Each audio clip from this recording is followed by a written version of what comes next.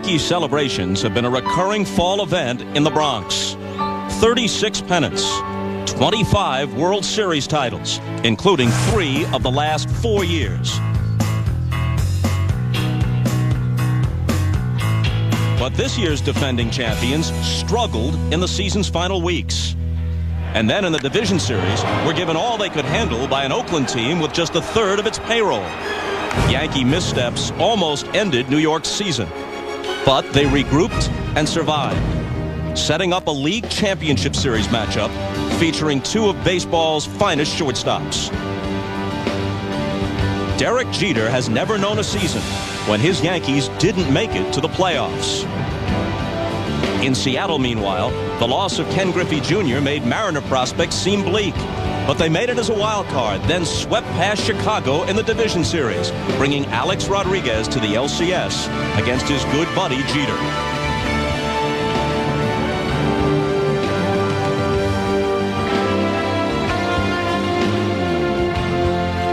It's the game within a game. 2 close friends, Rodriguez and his Mariners, versus Jeter and his Yankees. 2 of the game's best, 1 step from the World Series. Game 1 is next.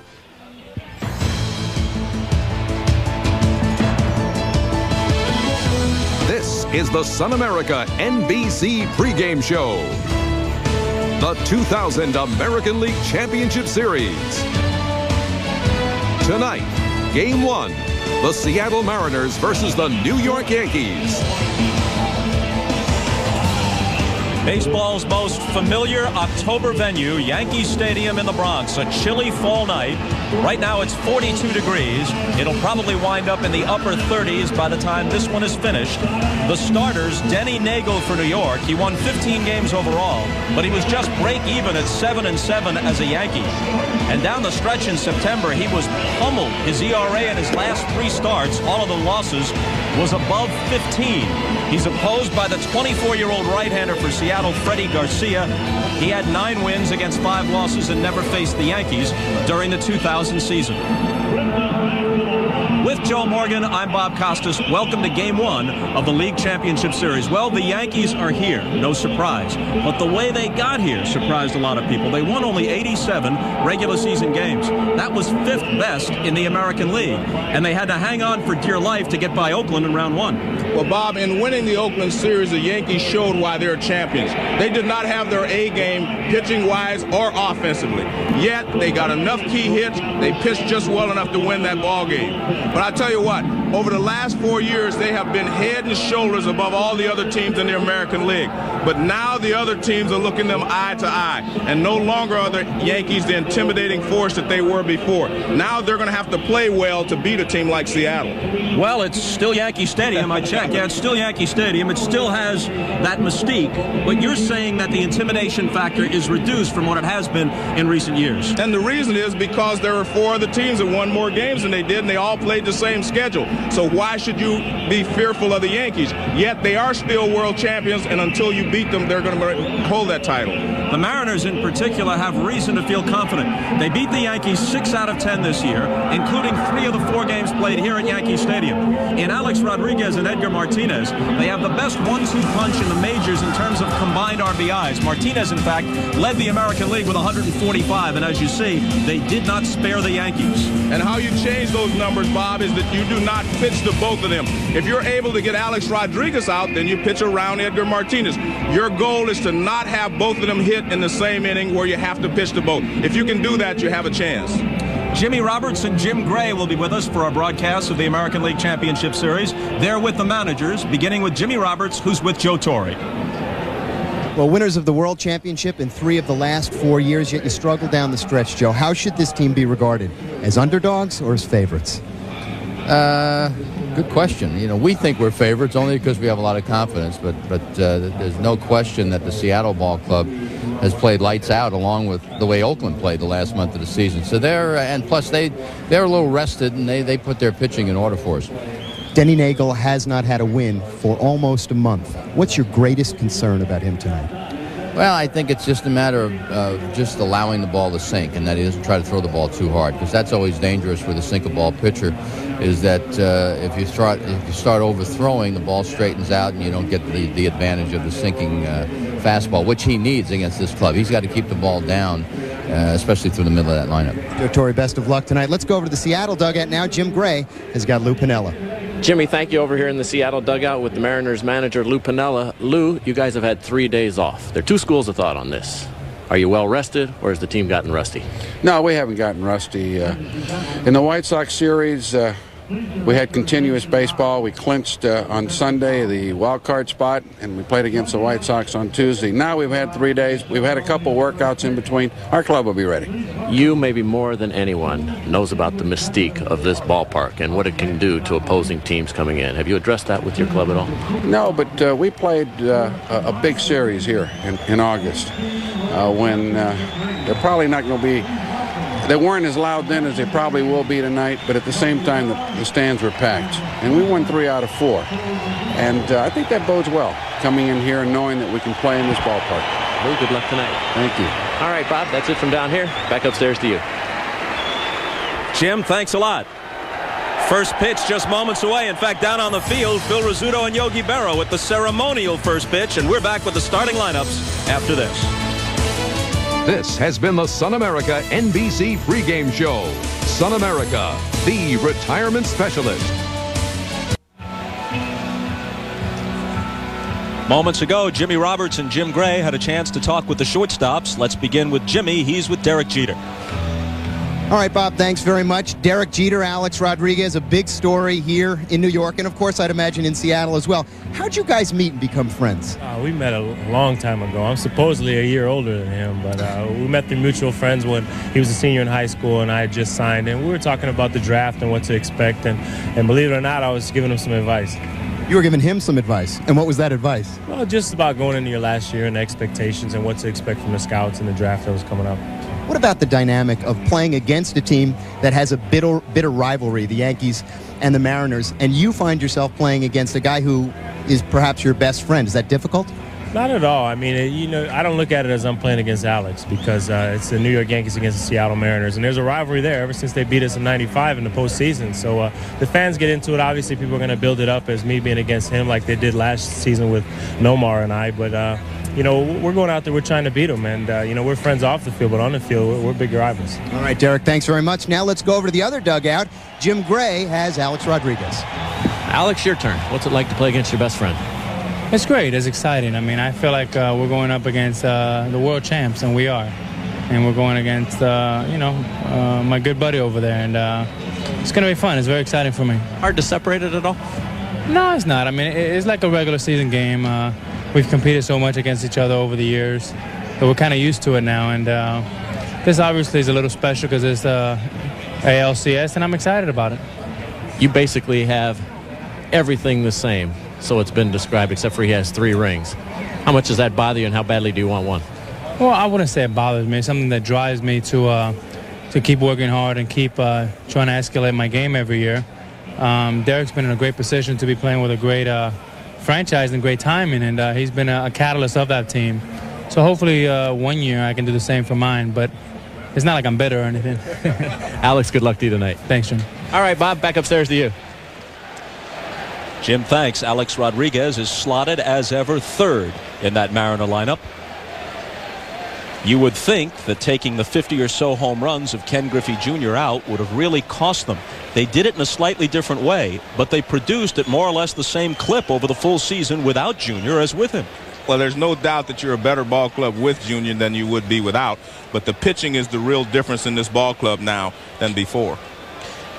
They're sort of a reverse version of the Colorado Rockies. The Rockies feast at home, and it's kind of a famine situation on the road in the National League. In the American League, the Mariners are the best hitting team on the road, and they have the worst team batting average at home. Safeco, their new ballpark, is a pitcher's park more than a hitter's park. Definitely a pitcher's ballpark, but that's one of the reasons that they were successful. The Kingdome, you couldn't get any pitchers in there.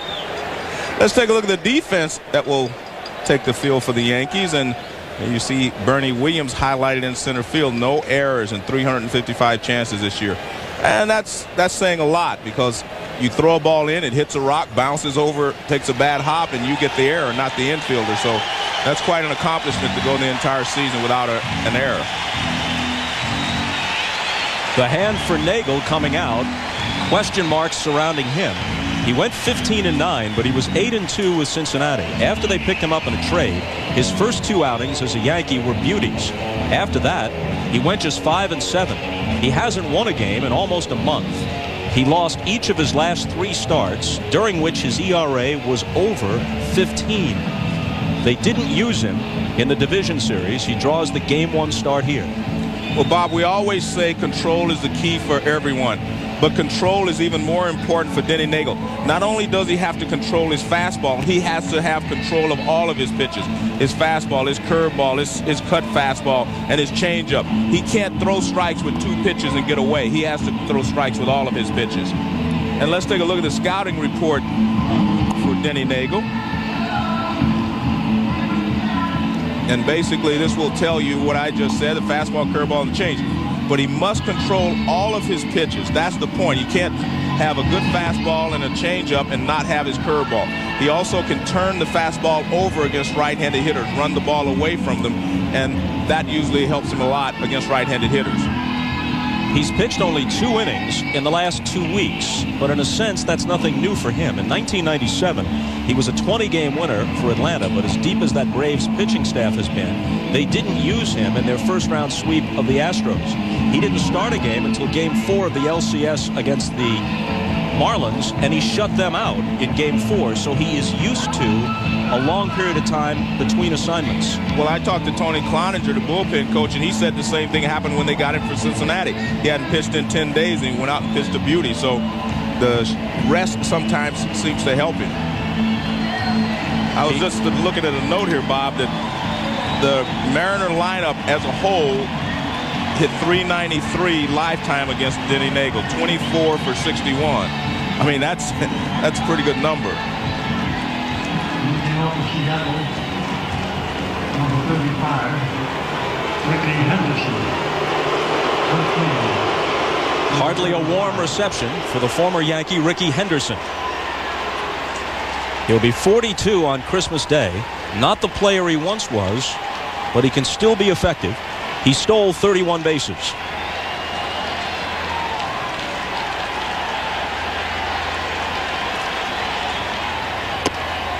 Outside for a ball, the plate umpire is John Hirschbeck. Angel Hernandez at first, Wally Bell at second. John Hirschbeck's younger brother Mark is at third. Randy Marsh has the right field line. Jerry Davis the left field line. 2-0. Ricky was told that, of course, Denny Neagle was going to try to throw strikes to him, turn the ball over, and he said, Ricky can handle that. That's Ricky Henderson for you.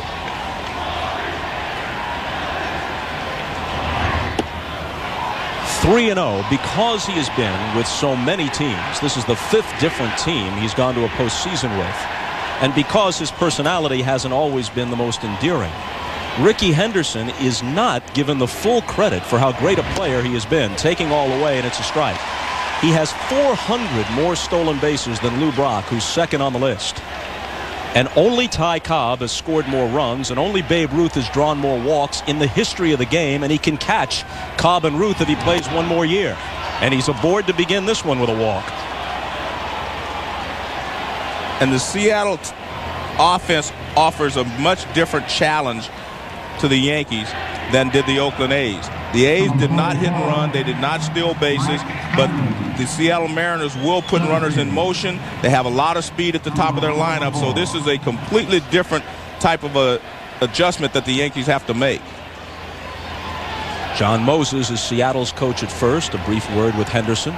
The former Philly Larry Boa is on the lines at third.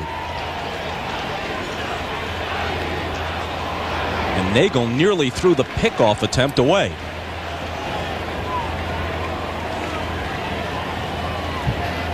Well, you're always aware of Ricky Henderson. You have to stop him. Ricky just walks off, and if you let him keep walking, he'll walk his way to second base. So you have to make sure he stops. Not going on the first pitch. This is a called strike to Mike Cameron, the man who replaced Ken Griffey Jr. in center field. He came over along with the pitcher Brett Tomko and a couple of prospects in the deal which sent Griffey to Cincinnati.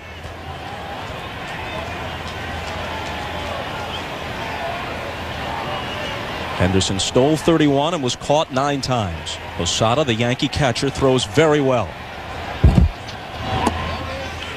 A ball and a strike.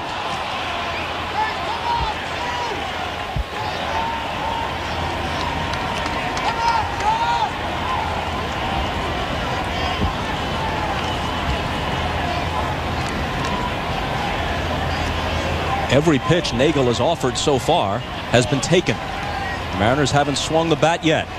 Here's his 1-1 to Cameron. Tipped foul. And the Mariners are very patient.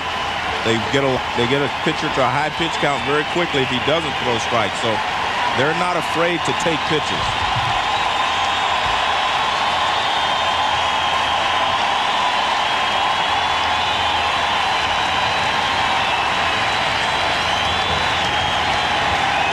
Henderson has shown no signs of going anywhere yet. He edges away in anticipation of the 1-2 pitch to Cameron. Not going. Outside 2-2. Neagle does not have an exceptional pickoff move, so I guarantee you Ricky can read him. He uses his front, he takes his back knee forward. If you take your back foot past the rubber, you have to throw to the plate. He cuts you a little short, trying to deceive the runner.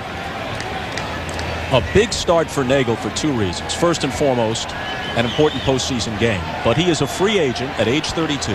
He turned down a huge Yankee offer a couple of months ago. And in the meantime, his market value plummeted with his poor performance in September. He's pitching for the pennant and for next year's contract and beyond. Cameron lays off. They check it first, and the count is full. This is very close. Watch the barrel of the bat and see if you can see it come toward the plate or pass. Very close there. At first base, they get a better look at it than we can here. That could have gone either way. But it usually looks like he swings if he did. Now, does Ricky go? I think he has to. I don't think there's any doubt that Lou Pinella's going to force him to go. Not going. He's going. Now they got him caught. It was a delayed steal. They pay back to first. Double play. What's up with that? You'd have to ask Ricky. That was not Ricky Henderson type baseball. Also, Cameron swings at a pitch out of the strike zone, and I think he was trying to protect Ricky Henderson because he thought Ricky was going. They throw back to first base, and they double Ricky off. But you see Ricky stop, and now he just starts trotting. That wasn't a delayed steal. He was supposed to be going, and he got a late break, and he was just trying to give the impression that he was stealing the base. And there's Posada. He says, I got him. But the throw was high to second base. Had Ricky continued on, he probably would have made it. Not good base running there by Ricky Henderson. On top of it all now for the Mariners, Rodriguez bats with the bases empty and 2 outs. And that's exactly what you need if you're the Yankees. You have to stay away from pitching to both Rodriguez and Edgar Martinez in the same inning. 2-0. Rodriguez is again an MVP candidate. He just missed the honor in 1996 when it went to Juan Gonzalez, then with Texas. He'll be considered again this year. 3-0. I guess Carlos Delgado will get consideration from Toronto, but they didn't make the playoffs. Frank Thomas of the White Sox, but being a DH doesn't help. Jason Giambi from Oakland figures to get a lot of votes too. There's a strike, 3-1. With the tremendous numbers that these hitters put up, as you see Edgar Martinez on deck, it's just very difficult to choose an MVP because a lot of people are deserving. Here's the 3-1. Hit deep to left, but foul.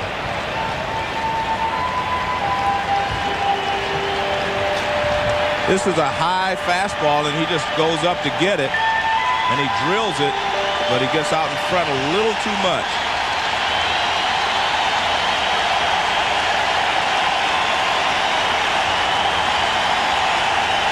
And the payoff pitch. He walked him, so Neagle struggling with his control here in the first. Henderson did him a favor. But now he's got to work to Martinez with Rodriguez at first base and 2 out. And the one thing that Seattle really wanted to do was score some runs here in the first inning. Because if you score some runs in the first inning, that really will take the crowd out of the mix. Well, Neagle has walked Henderson and Rodriguez. He went 3-2 to Cameron, and Cameron swung and missed at what would have been ball 4.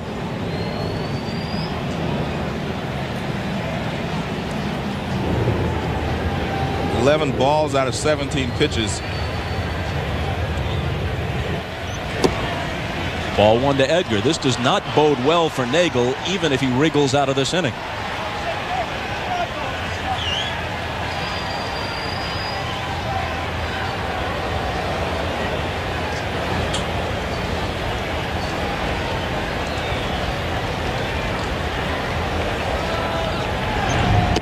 Two and 0.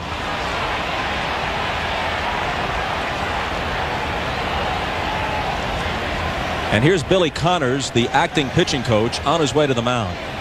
Mel Stottlemyre is recuperating from a stem cell transplant, part of his treatment for bone marrow cancer, following the games closely on television, in constant communication with Torrey and Connors, and there's a possibility that he could be back on the bench before this postseason is over.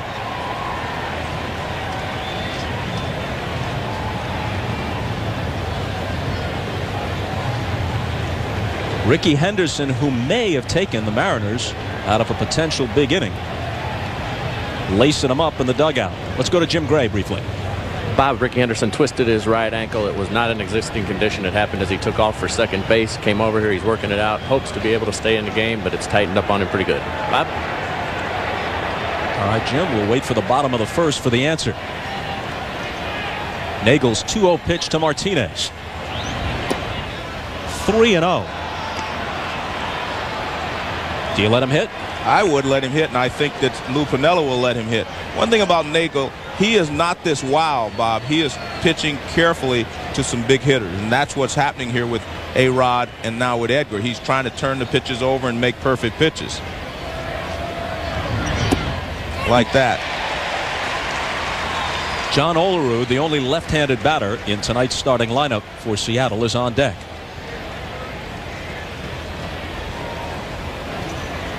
There's the former Blue Jay and Met.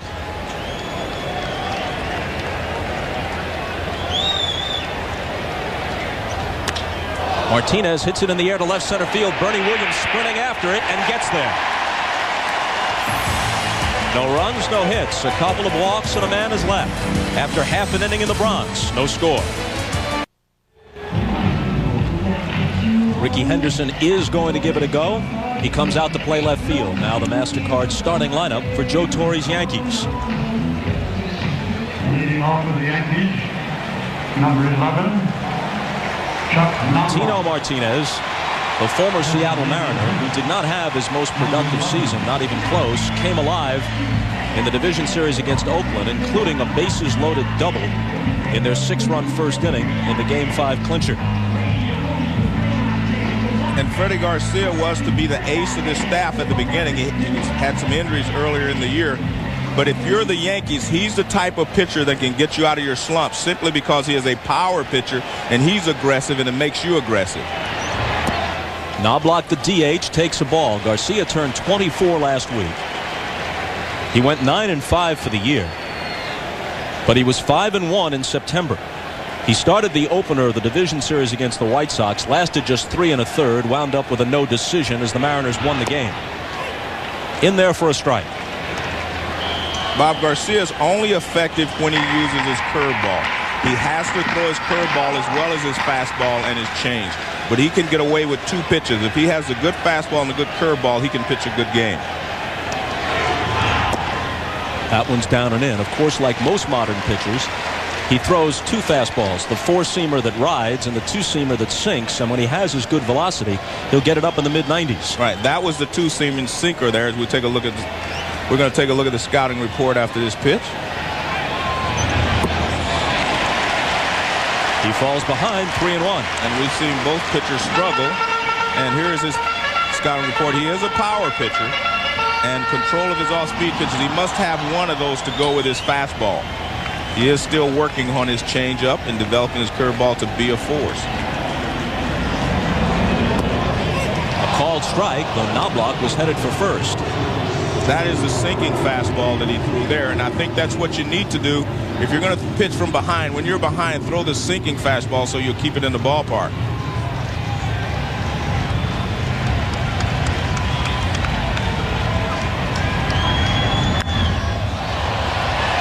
Pop to the seats, and it holds at 3-2. Garcia is a very promising young pitcher. He was 17-8 a year ago.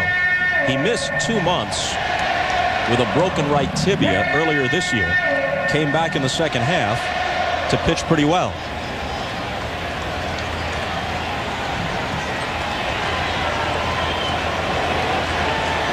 Another 3-2 pitch. At second base, McLemore. And the veteran throws Knobloch out. And let's take a look at the defense. Pretty good defense. And on the right side, Olerud, he led the American League first baseman in fielding, and Mark McLemore really played well at second base. He showed a lot of range, and he made a lot of crucial plays down the stretch. There's John Olerud. He was with the Mets last year. He was part of what was considered at that time the best infield ever with the Mets. They did not play nearly as well after he left. And of course, Ray Ordonez, the brilliant shortstop, missed much of the season with a broken arm. A strike to Jeter, who hit .339 for the year.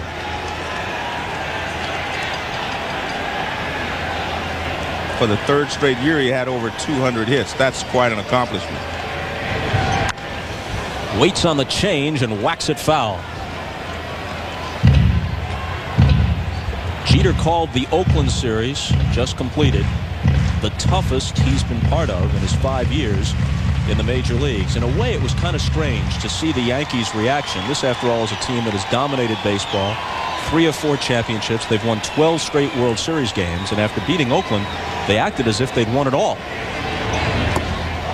Weak wave at it from Jeter, and he goes down on 3 pitches. In a sense, I don't know if it was more joy or relief for the Yankees. They were this close to being bounced out in round 1. Let's take a look at this good sinking fastball that he throws right underneath the bat of Jeter. Bob, the reason that they were so excited is because they're no longer head and shoulders above everyone else. They knew they were supposed to win before. And then you get in a tough series like the A's when you're not sure, the emotions do come out because you are still on pace to defend your championship. I mean, they had to put a lot of energy into beating the Oakland A's, and they had a lot of luck to go along with it. So they know how fortunate they were to get through the Oakland A's. Here's O'Neill with 2 out and nobody on. Ball 1 to him. Plus, there was a fatigue factor. Oakland, the younger club, and playing at home. The teams had to crisscross the country for a single game after the Yankees got blown out on Saturday night. A late afternoon start, 3,000 miles away, and they survived it and moved on.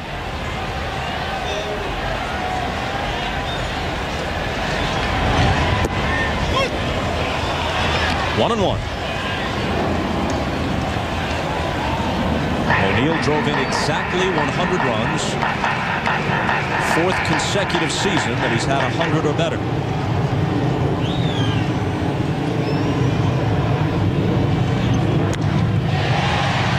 Into center field, Cameron has a beat on it. And the Yankees go in order in the first.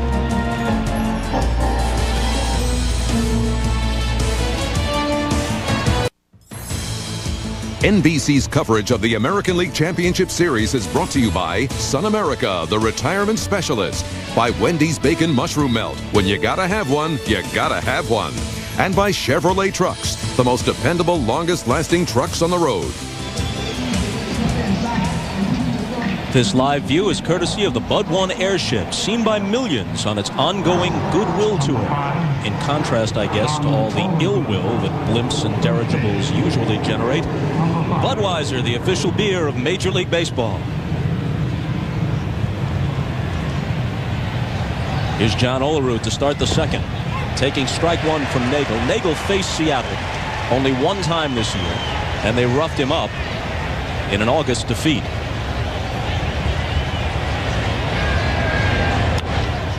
Line to right, O'Neill back. He has it.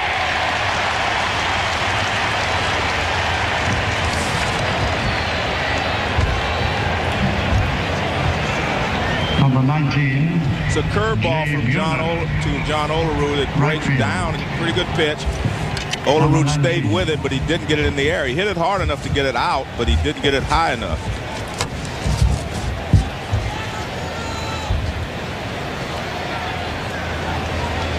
And now the one-time Yankee, long-time Mariner, Jay Buhner, cuts and misses at strike one. At this stage of his career, they've got to rest him periodically, so he had fewer than 400 at-bats. When you consider the 26 and 82 in that context, pretty productive. Down and in. You can see the difference in how he approaches Buhner as compared to Martinez and Rodriguez. There you see his numbers, but they think that they can throw the fastball by him above the belt. 2 balls and a strike.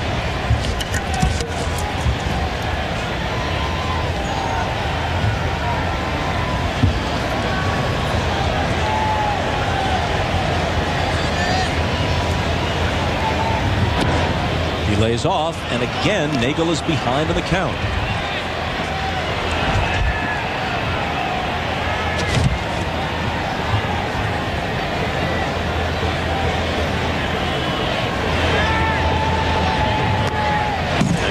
It back, and a good rip at it. And that's exactly where they want to throw the fastball, right there. And if you get a 3-1 fastball from a pitcher like Neagle who doesn't throw that hard, you should be able to get to that pitch right there.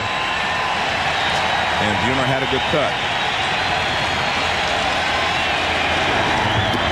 And he walks him. The 3rd walk he's issued already.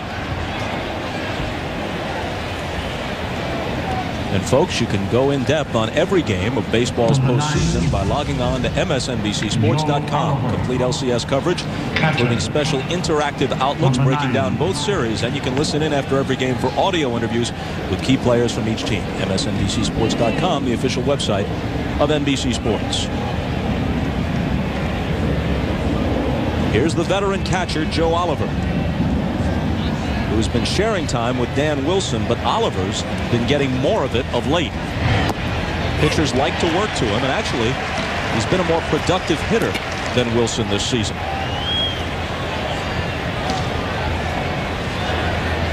Oliver was with Lou Piniella a decade ago in Cincinnati. In fact, got a game-winning World Series hit off Dennis Eckersley in their surprise 4-game sweep of Oakland in 1990. Little nubber out in front of the plate. Neagle pounces on it, throws wide. Martinez comes back to get to the bag. Nice play by Tino as Buhner moves to second with 2 out. This is a changeup. He's way out in front of it, and he tops it down the line. Neagle picks it up. He does a good thing. See, he looks to see how much time he has, then he throws it wide, but Tino Martinez makes a fine play to retire Joe Oliver. Number 25, David Bell, 3rd base. Number 25. An RBI chance for the 3rd baseman, David Bell.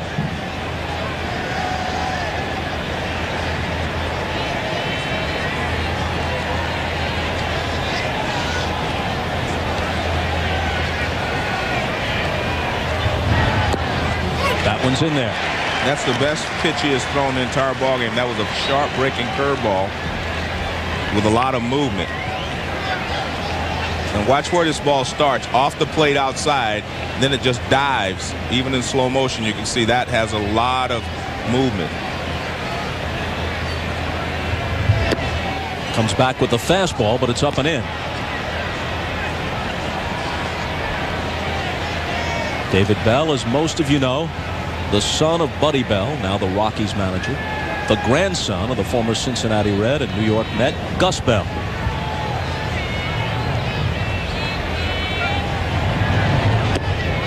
Got the corner, 1-2. And you see the pattern that he uses there. Starting with a curveball, then a fastball. You knew he was coming back with a changeup because he used the fastball to set up his changeup, but he makes a great pitch with it right near the outside corner.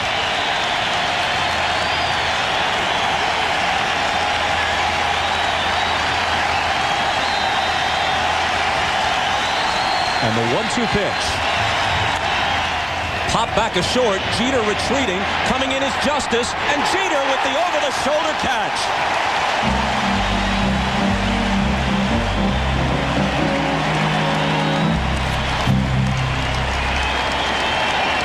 Could have been a run-scoring hit. Jeter turns Seattle away to the bottom of the second. No score in the Bronx. Williams, Justice, and Martinez in the Yankee second.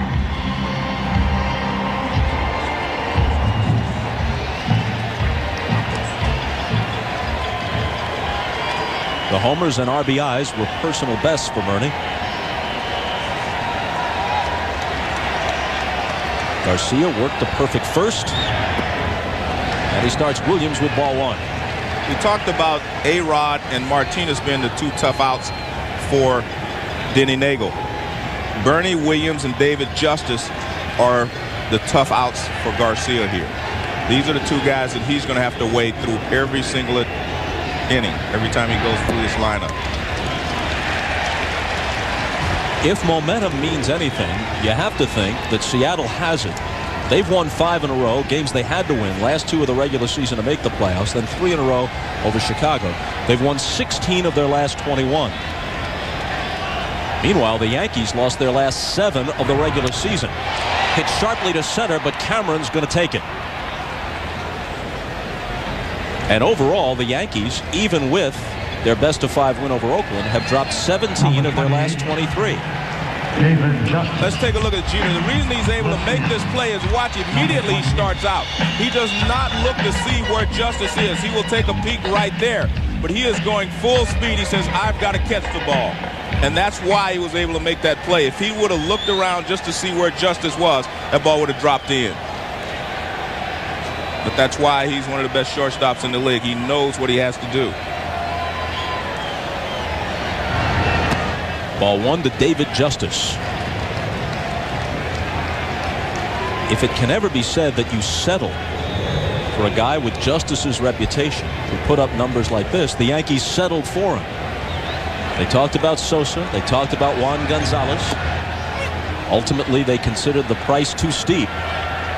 They wound up with Justice, who was tremendously productive for them. He may have been their most valuable player after he arrived here.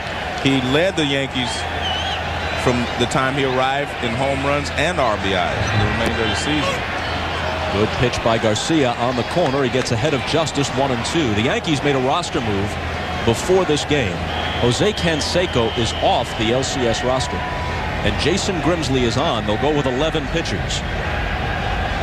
Canseco never got an at-bat against his old Oakland teammates in the division series, and he's idle for this one. 2-2.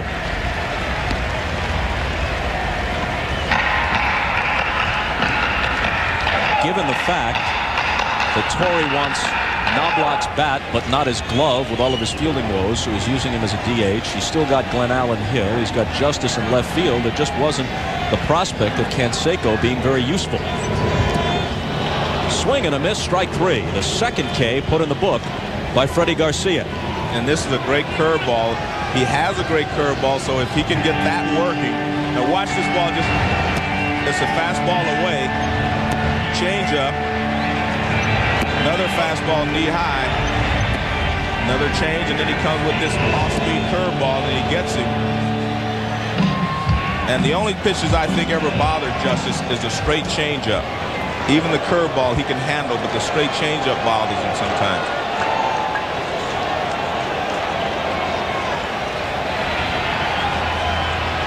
Two out, nobody on. Tino Martinez played against the Yankees for Seattle in that memorable division series of 1995. Then the very next year came over here to replace the retired Don Mattingly at first base for New York.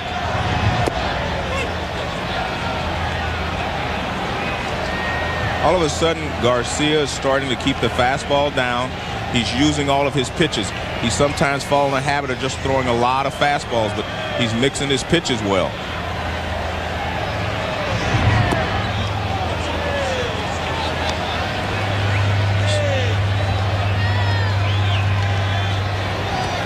As McLemore at second base. What you do is you try to keep your fingertips warm because that's how you grip the baseball when you throw it. Either that or he's doing his best Napoleon Bonaparte. He's too tall. 2-2.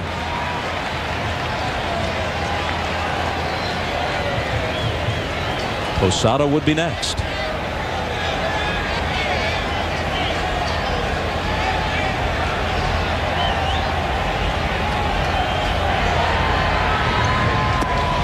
And he gets him swinging. Second in the inning, third in the game. 6 straight retired by Garcia, and no score after 2.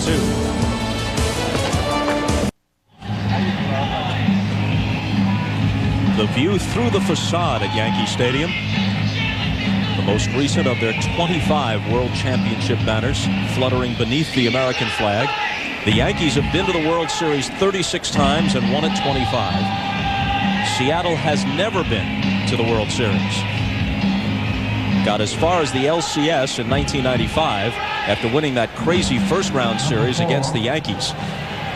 With Edgar Martinez's 11th inning double, driving in 2, the tying and winning runs and turning the Kingdome into a madhouse, they then advanced against Cleveland. The Indians had a great team that year and eliminated Seattle in 6. McLemore, the second baseman, hits out of the number 9 spot in Lou Piniella's lineup. Strike 1 to him.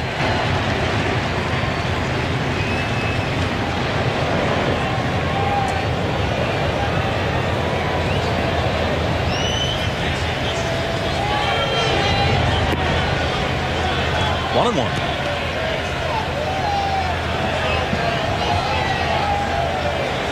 When you have Mark McLemore hitting 9th, you basically have 2 leadoff hitters because he's a good leadoff man. He knows how to hit in that position.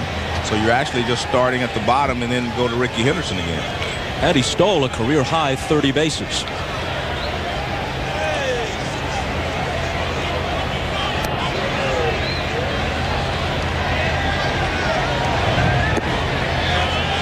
Once again, Neagle struggles to find command. He's 3-1 now to McLemore.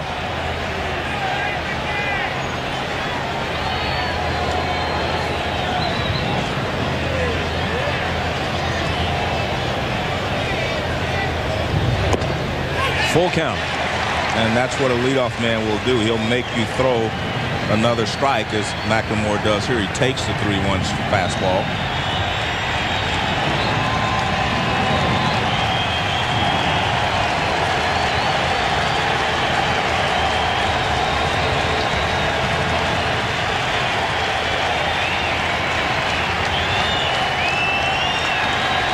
And another 3-2 pitch. Hopped wide of first. Tino Martinez over. No play. Seattle still has plenty of power in the heart of their lineup. But in contrast to teams of recent years, who just tried to outslug you and in fact set the single season home run record at the Kingdome. No team in baseball history hit more than Seattle did in a single year. This team will play small ball on you. They bunted either for a hit or a sacrifice. Bunted successfully 4 times in the Game 3 win over Chicago that completed the sweep. Shallow center field. Bernie Williams will have no problem with it.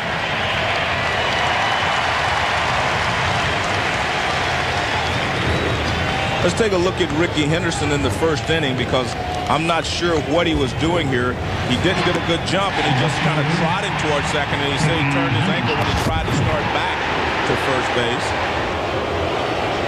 And you can see he was trying to stretch it out when he was on the bench.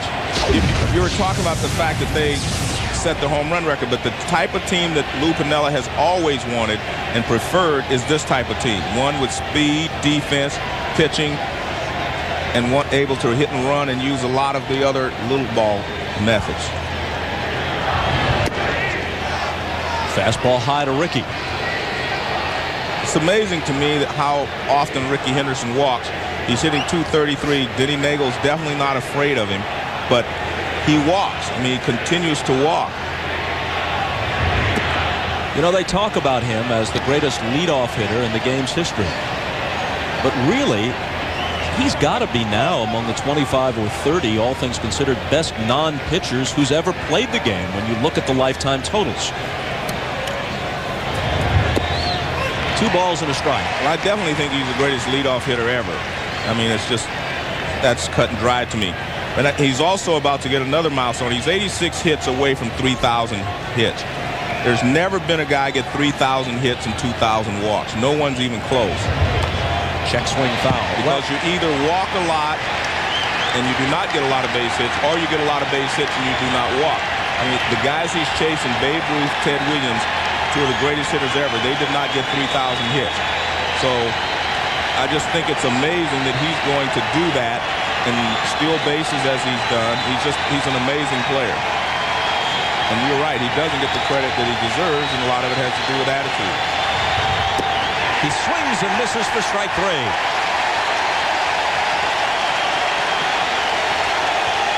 He ends up with a changeup away, but he starts him off with fastballs.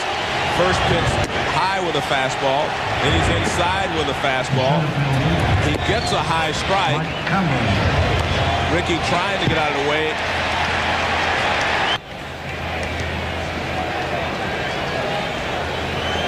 When you have the great changeup, which Neagle features, you must throw the fastball and throw it with authority to set it up. Otherwise, people will sit change, and it's not a change anymore. Well, you have to work off of something, and you have to work off the high fastball in Denny's case. You will see him throw more high fastballs because when you throw the ball high, you get more velocity on it. And you can also get hitters to chase it out of the strike zone. They see that speed, and then you can come back with an off-speed pitch. Brocious to his left. Can't handle it. Jeter does, but there's no play. So Cameron is on with 2 out. And that's very unusual. The Yankees have played excellent defense in the series against the Oakland A's. They made all the plays they needed to make, plus a couple of great plays. And Brocious gets there. The ball does take a little tricky hop there. Jeter not able to make the throw. And it's scored as an error. Brocious won the Gold Glove for the third baseman in the American League last year. And he has played well, but that took a little tricky hop, and he wasn't able to handle it.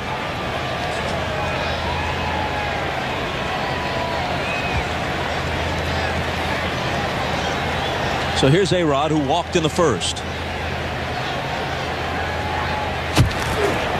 Cameron diving back.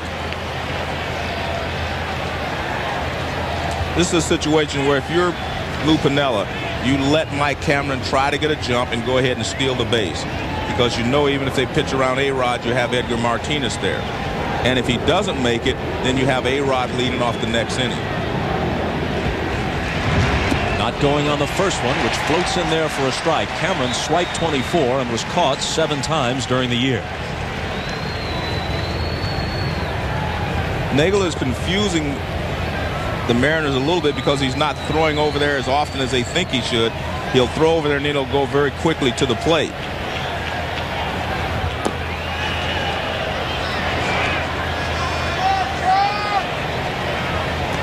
The Mariners are a patient team. They led the league in walks. They're among the leaders overall in on-base percentage, which means in addition to the walks, they're often hitting ahead in the count. So if a guy's having problems with his control, as Neagle has been early, Seattle's not the kind of team that's going to help him out. He's also been able to make some quality pitches when he's been behind with the changeup.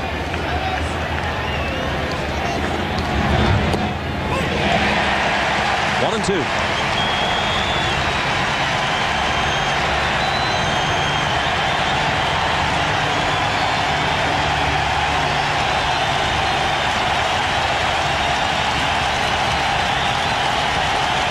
Just about everybody up now at Yankee Stadium, roaring in anticipation of the 1-2 pitch to Rodriguez,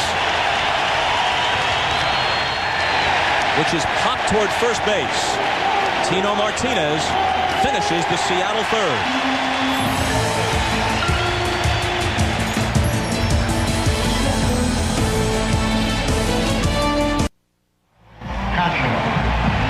Number 20. Bottom of the Yankee order in the bottom of the third. Posada, Soho, and Brocious against Freddy Garcia.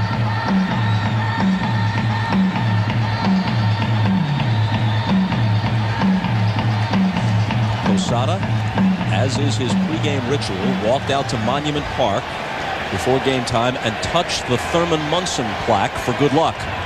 That's his baseball idol, late Yankee catcher. Roger Clemens goes and touches Babe Ruth on his way in to the mound after his warm-up tosses. Babe, of course, was also a great pitcher. And like Clemens, one-time Red Sox turned Yankee.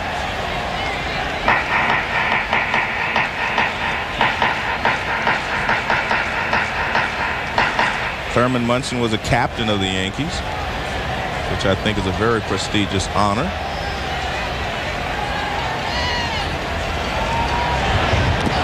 Did it hit him? Yeah, it got a piece of him. So Posada will be the Yankees' first base runner, and you know Garcia is angry with himself, hitting him with an 0-2 pitch. Yeah, but I don't think it was a smart pitch. The location, you don't go that far in. All you're trying to do, they were just trying to see, there was just supposed to be a targeted fastball up. And you make sure you don't hit, you make sure you do not hit a batter 0-2. He wanted to get him out with a curveball anyway, so you just throw the fastball up and away or any place, but you hit him, and now he's accomplished something by getting on as a leadoff hitter. Here's Soho, whose Game 2 pratfall against Oakland will stay with him for a while, but he was able to laugh it off. The Yankees won the game anyway. Another tour of duty with the Yankees, one of countless in-season moves the Yanks made. Has there ever been a defending champion that made so many changes the next year? They've made more roster moves than Menudo. It's kind of a musical reference for you there, Joe.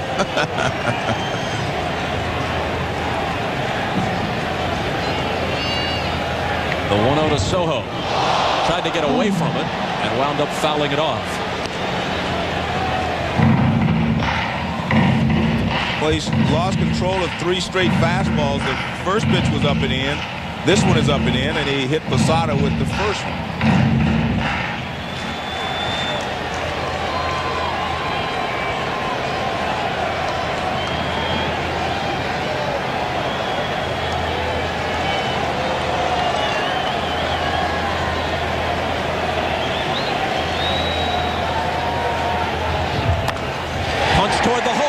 Hit the game's first. Posada stops at second, and the Yankees mount a third-inning threat.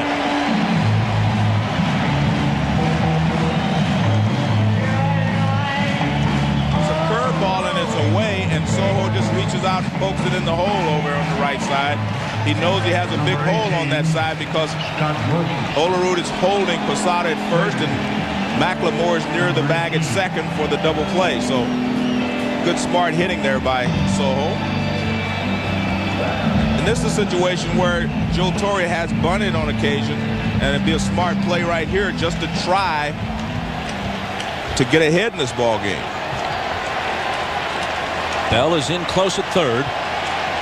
Olerud inching in from first. No sign of the bunt. He takes inside.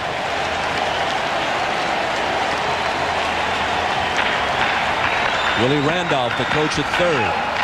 Mentioned as a possible manager again this year with all the openings since the conclusion of the season. Lee Mazzilli, former Yankee and Met player, on the lines at first. Brocious did not have a sacrifice bunt all year, which is kind of surprising.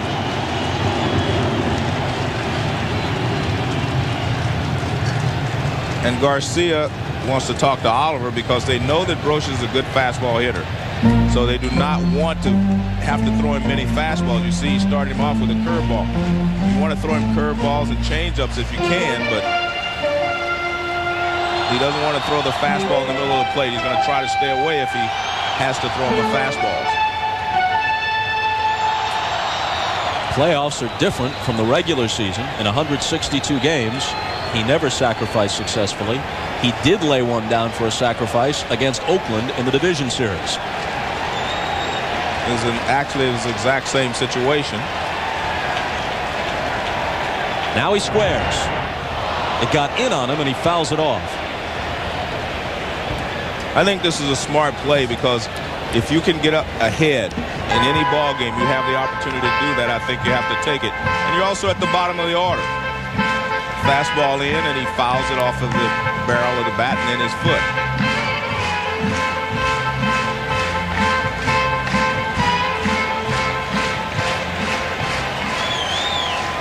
Posada at second. Soho at first. Nobody out. Bottom of the third. No score. Again, he looks to bunt. He pulls back and takes a ball. Now, this may be a situation where you may take the bunt off and either try hit and run or let him swing away. Because you have the count in your favor. You're 90% sure you're going to get a fastball. He's a good fastball hitter. You have an opportunity to make something happen here.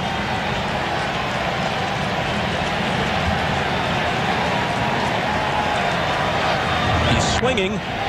It's deflected by Garcia. Nice play by McLemore. There's one and a double play. 1-4, 6-3.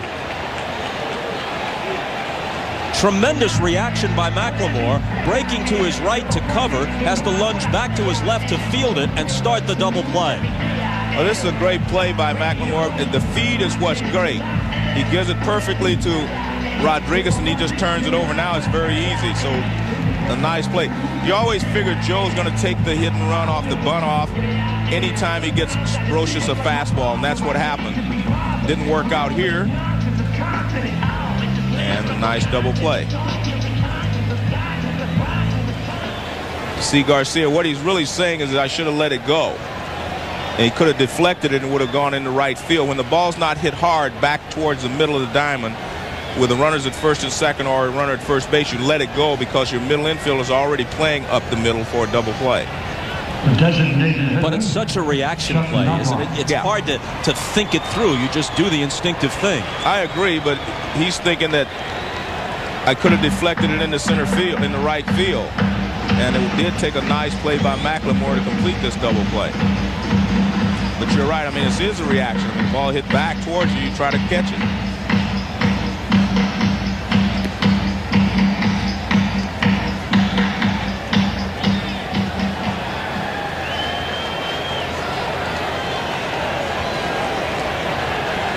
So Brocious' inability to sacrifice may have cost the Yankees. It's up to Knobloch now.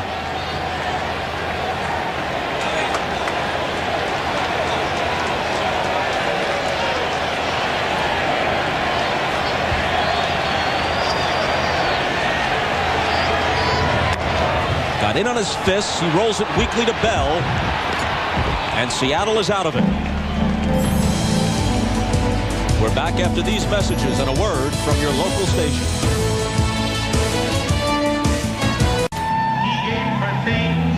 On to the fourth with Denny Neagle working on one ugly no-hitter. He's walked 3. Brocious has made an error. 3 men have been left. Ricky Henderson was caught stealing on a strikeout into a double play. Derek Jeter bailed him out, making an over-the-shoulder catch on what could have been a bloop RBI hit in the second.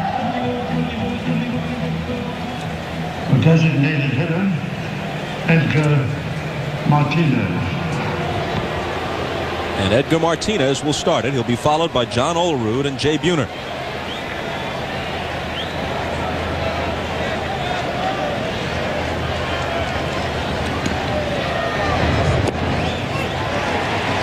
At age 37, Martinez, the 2-time American League batting champion, posted career highs in both homers and RBIs, led the league in the latter category with 145.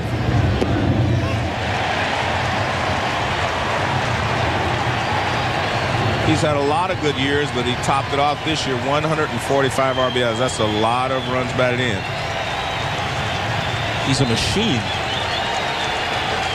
Neagle's 0-2 pitch.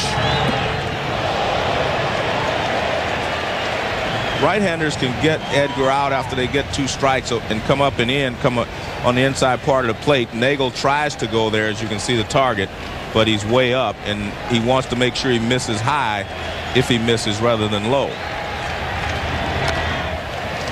Skied to left. Justice started back. Now comes in. It's chilly.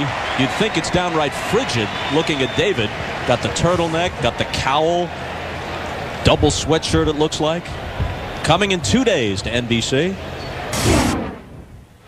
It's the premiere of Must See TV Thursday, starting with back-to-back Friends. Plus Will and Grace, Just Shoot Me, and ER. The premiere of Must See TV Thursday.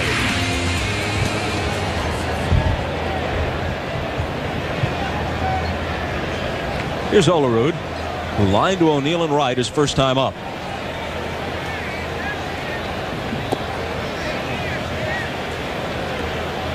He got Olerud with a curveball his first time up, but he made a good pitch with it. If he throws that same breaking ball and doesn't get it knee high and away, that right field fence is very short. Just 314 down the line and right. 318 to the corner and left.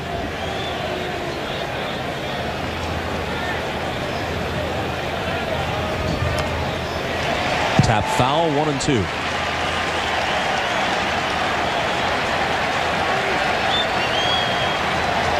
Still a spacious park to center and into the gaps. 408 straight away. 399 out toward Monument Park in left center. 385 to right center. Nothing like what it used to be in the true Death Valley days of the old Yankee Stadium, but still a decent poke. And Olerud hangs in.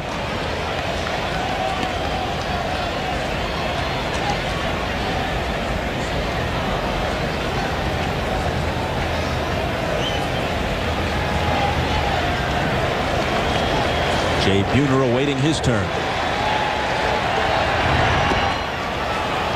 2-2. That's a changeup he threw to Olerud. Left-handers usually do not like to throw a lot of changeup to left-handed hitters because they don't see the ball as quickly out of your hand. Therefore, the changeup is not as effective normally unless you get them to chase it out of the strike zone. And he gets him swinging. Well, he followed that with a good fastball in under the hands. Third strikeout for Neagle to match the 3 walks. And that's a good fastball inside off the plate, and Olerud cannot handle it. And I think you're seeing Denny Neagle finally maybe get his feet on the ground because he made some quality pitches to Edgar Martinez and also to John Olerud.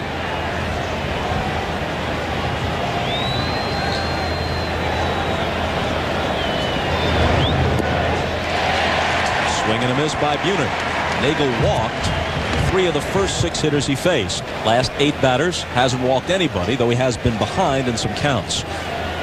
Well, he throws a little sinker. He takes a little bit off, but it's more of a sinking fastball.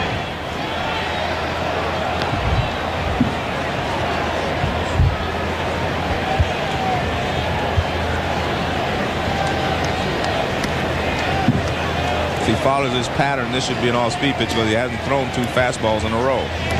There it is, but it's outside. If you're sitting on the bench and you watch a pitcher, you watch his pattern, and he has never thrown 2 fastballs in a row to a hitter.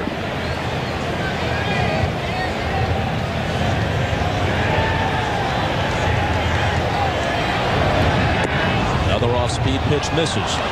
3 balls and a strike to Buhner. Even though he's a veteran, even though he's been a 20-game winner and an All-Star, Nagle's confidence had to be shaky coming in considering his recent outings. And the Mariners had a chance to do some damage early and let him wriggle off the hook. Called strike, full count. And now, Neagle may, as you say, Joe, be finding a groove. Well, that's the 3rd straight changeup that he's thrown to Jay Buhner.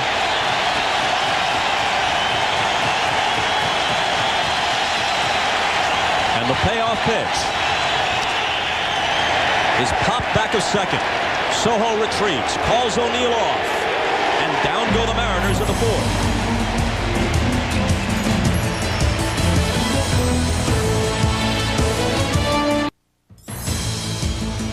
NBC's coverage of the American League Championship Series is brought to you by Gateway. In Gateway Country, people rule. By Oldsmobile and your local Oldsmobile dealers. By Visa, it's everywhere you want to be. And by the St. Paul Companies. Property and liability insurance for business. Without question, the St. Paul.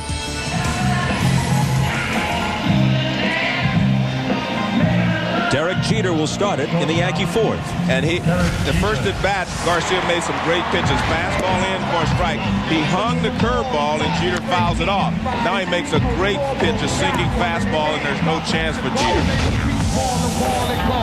Jeter had one pitch to hit and fouled it.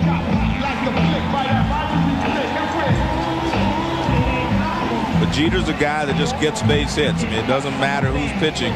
He fights the ball off, and he usually ends up getting a base hit someplace. He's just that good.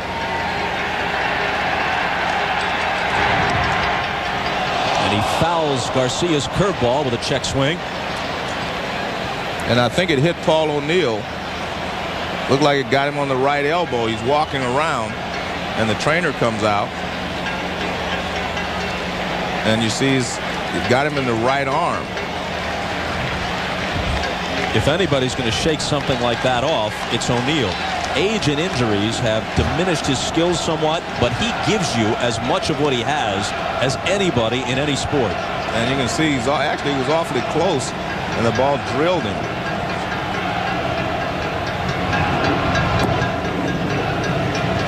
One and one now to Jeter.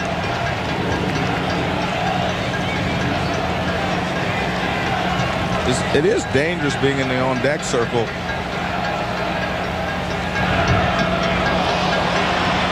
Well, Garcia had Jeter fooled when he struck him out at his first at-bat.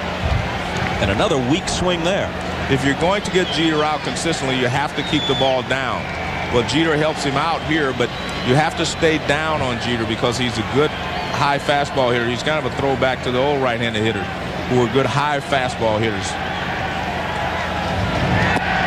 Right there, good pitch. Second time in a row that Jeter has gone down swinging. And the fourth strikeout overall for Garcia. And this is another good curveball. What you want the curveball to do is start in the strike zone, so it'll start above his knees and break down. You do not want to throw the curveball and start it around chest high and have it break down to the waist. You start it in the strike zone, it breaks out, and you'll be successful 90% of the time.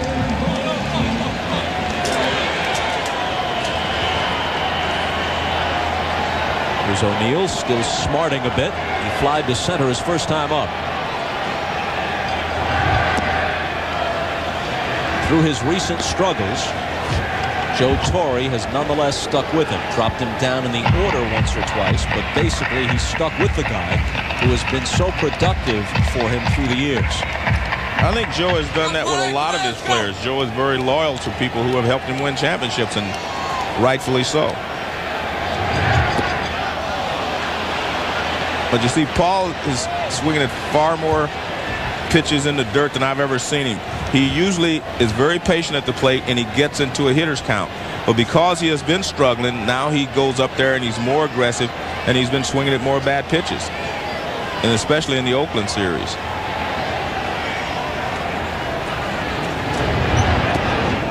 That one's in the dirt. As you look at Garcia, I'm reminded of the fact that in the modern era of baseball, teams are often forced to trade guys they don't want to trade, like the Mariners with Randy Johnson. The question is, what can you make of the situation? The Mariners made a lot of it. Their old GM, Woody Woodward, made a heck of a deal. They sent Randy Johnson to Houston and got Garcia along with tomorrow night's starter, John Halama, and Carlos Guillen. Rolled a second. Comes up for McLemore. And there's the second out. Meanwhile, Johnson, while he was effective for the Astros, was there only part of a season, then went on to Arizona as a free agent. So Seattle definitely made the best of a bad situation, as they did with the Ken Griffey Jr. deal. They had almost no leverage, and they got plenty in return for Griffey, all things considered.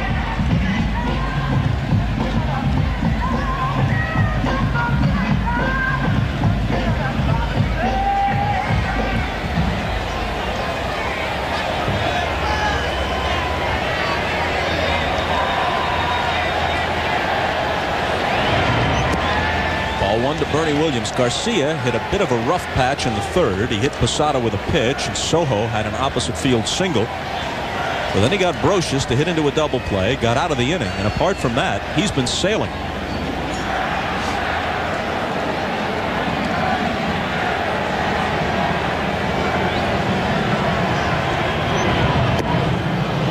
Threw it by him upstairs. I talked to some Mariner people before the game. They were quietly concerned about Garcia because they said he's pitched only 3 truly big games all year. One against Pedro Martinez, and he gave up 4 runs in the first inning.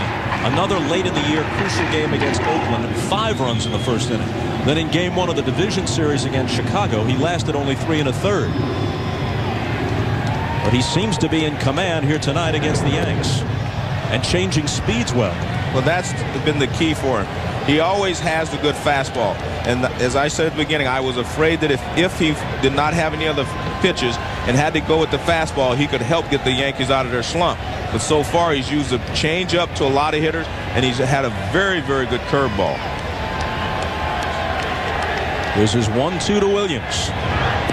Curveball. He tries to check his swing, and he did.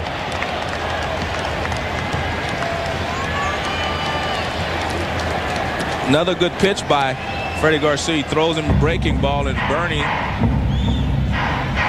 you see he did check, I guess. If you're the third base umpire, you thought he did. Well, if you're Mark Hirschbeck at third, are you going to overrule your brother John Hirschbeck back at the plate? The 2-2 pitch. Full count. The only problem with what Freddy's doing here in this inning, he's throwing a lot of changeups and a lot of curveballs. If you continue to do that, you'll lose your fastball. You lose your aggressiveness. Then you become an off-speed pitcher. You use your fastballs to set up your breaking balls. So you do not want to get away from the good fastball that you've had at the beginning of the ball game. Especially when you can throw it over 90 miles an hour, as Garcia can.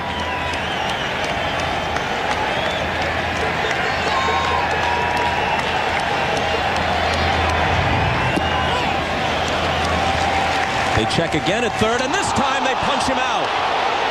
Williams was on his way down to first. Oliver, who didn't handle it cleanly, tagged him just in case. The third base umpire Hirschbeck decided it was a strike, and he did. The 5th strikeout for Garcia.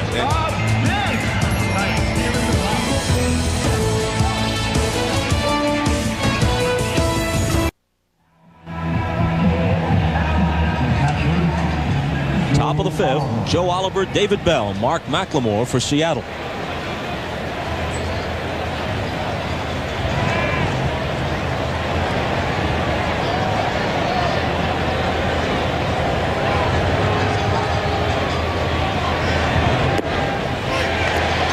Fastball for a strike from Neagle.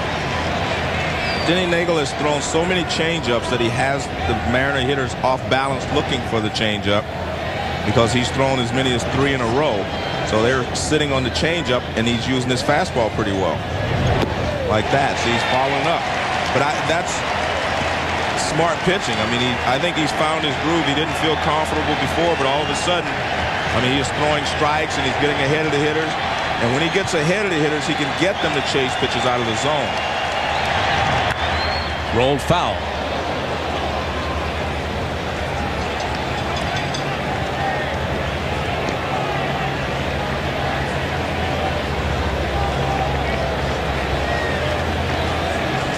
Game 2 is an afternoon game starting just after 4 o'clock in New York. Left-hander John Halama will go for Seattle, and El Duque Orlando Hernandez for the Yanks. The 0-2 pitch wasted outside. Seattle is without the veteran left-hander Jamie Moyer, who has been very effective for them. A fluke situation, a simulated game. He got hit on the kneecap with a line drive. Wound up with a fractured kneecap. He's out for the postseason no matter how deep they go. 2-2. And it was really a freak accident because it was the last pitch he was going to throw in the simulated game, and he was hit by Chris Widger, who is a right-handed hitter, and he was batting left-handed to simulate the Yankee lineup. And he hit it off of his shin, off of his knee, and he's going to be out, he said, for the postseason. There he is, reduced to a spectator.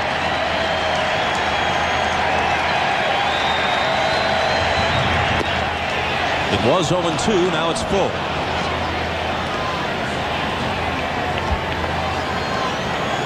Almost certainly Moyer would have started one of the first 2 games. You want to use a lefty here at Yankee Stadium.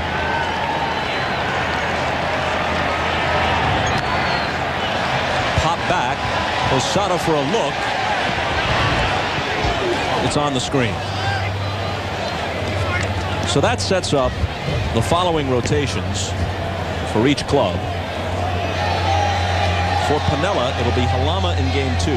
His best pitcher, Aaron Seeley, back at Safeco for game 3, and Seeley then would pitch game 7 if there is a game 7. And then Paul Abbott in game 4. Pettit and Clemens will follow Hernandez in Joe Torre's rotation.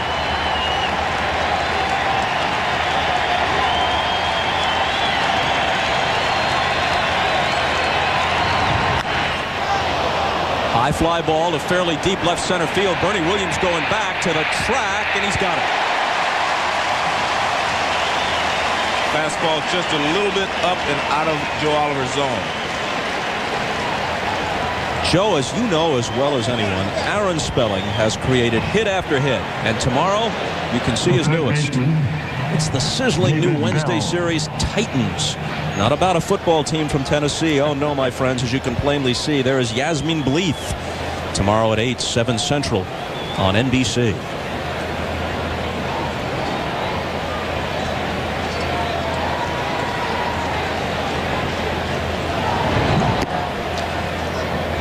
David Bell hit a little bloop into shallow left with Jay Buhner at second base and 2 outs in the second inning, and Derek Jeter made a tremendous running catch to rob him of an RBI hit.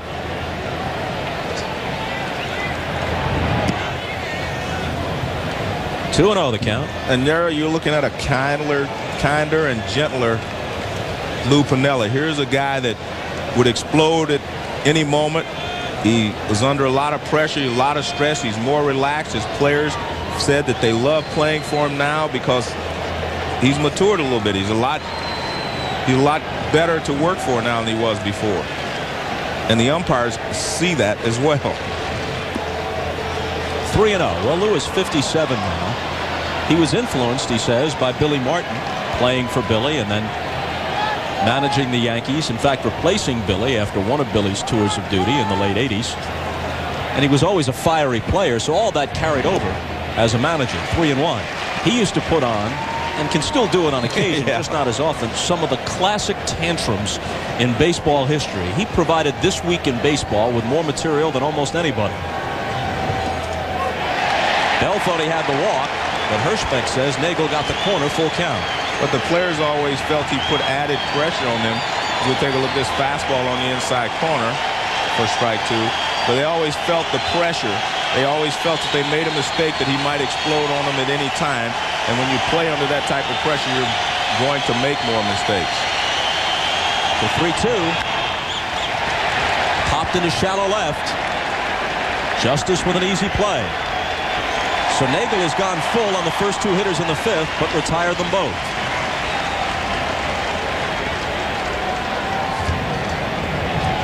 Let's take a look at this. That's a pretty good pitch to hit, except it's inside.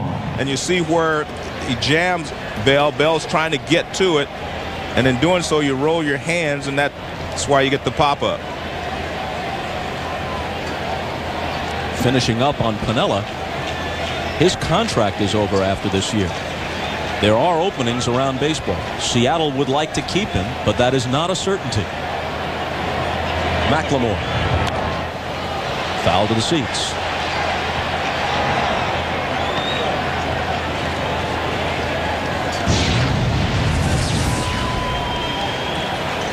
Right out of the chute with Cincinnati, he not only won the World Series, he swept a heavily favored Oakland A's team. And he's made the playoffs 3 times with Seattle.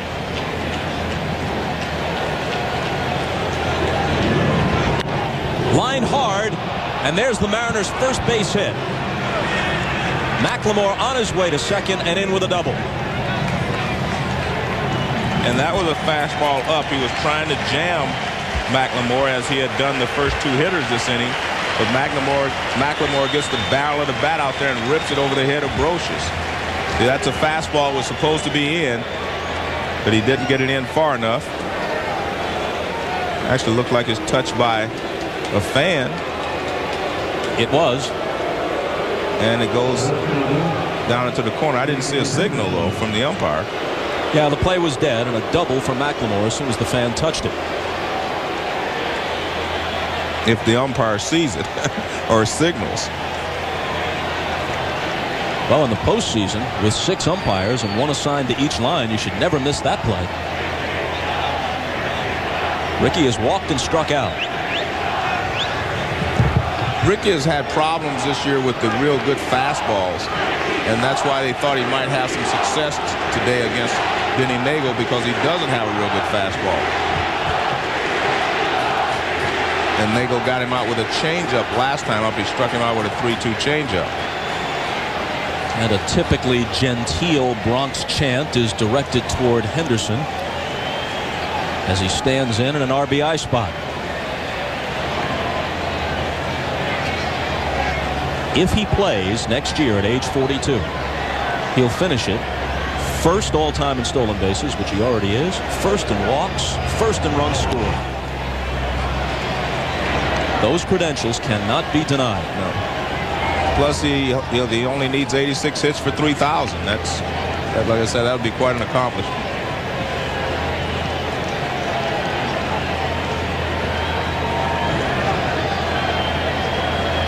Each team with only 1 hit. Seattle with a chance to break through here in the 5th.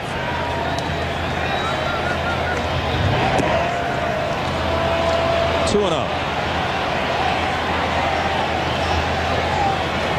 You can see Denny Neagle looking in at Posada is like Posada was looking for some other pitch. Then he threw a changeup. Posada looked like he had set up inside for a fastball.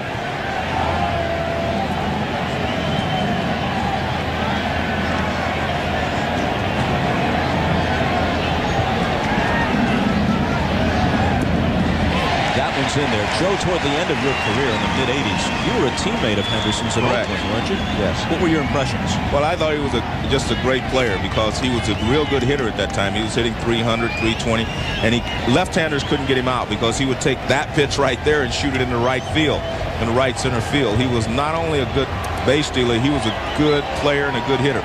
He won Gold Gloves. He was an excellent player. The 2-1. Fouled off, and he had that, and I mean this in the best sense, that base stealer's arrogance. Right. He would take a game over. Well, you have to be arrogant if you're going to be a top base stealer. You have to be able to say to them, you can't stop me if I want to go. That's why I was really surprised at what happened in the first inning. Even if they throw you out, so what? You have to go. You can't do it half-heartedly and be a base stealer or be a force in the game.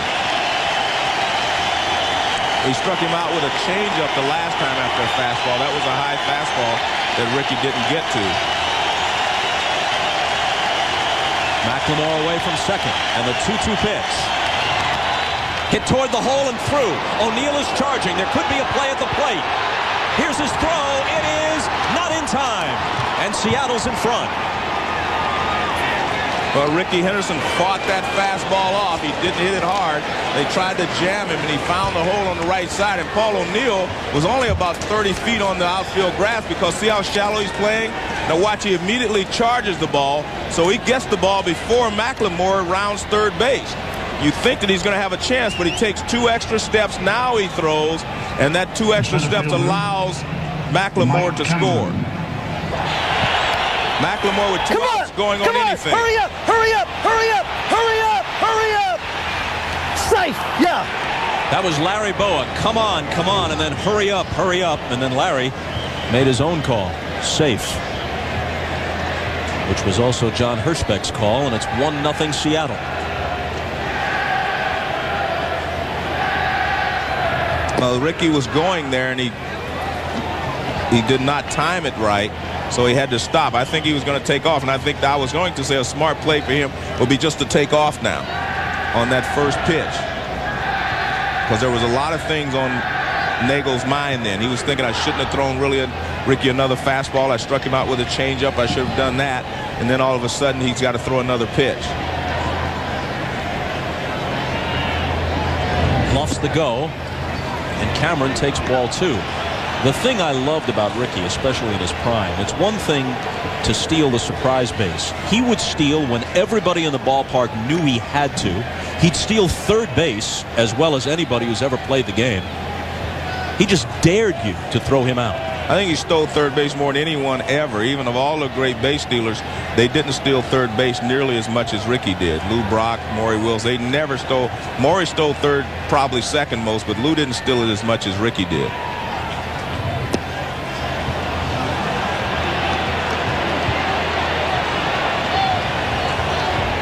And now Neagle is behind Cameron 3-0 with Rodriguez on deck.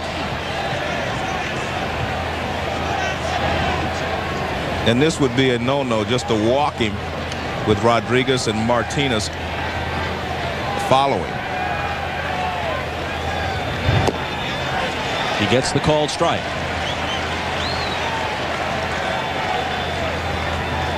It's another situation where you may see Lou Piniella send Ricky Henderson from first base just to open up a hole if Ricky's ankle is okay.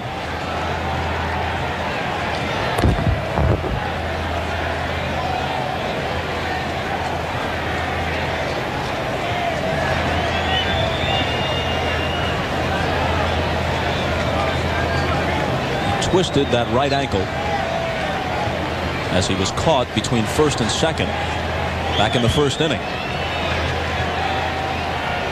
He's not going, and Cameron cuts and misses. I was looking at those shoes he was wearing. Fastball. This is a perfect pitch. Look at that, knee high and away, running away from Cameron.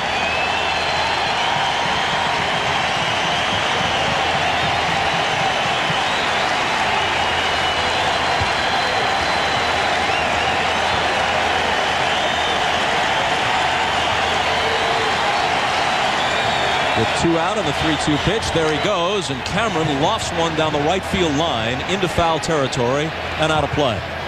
And Ricky had the same kind of a break there, 3-2, that he had in the first inning. Well, it's more of a jog than a sprint, so maybe his ankle is bothering him. See, this is more of a jog than a sprint.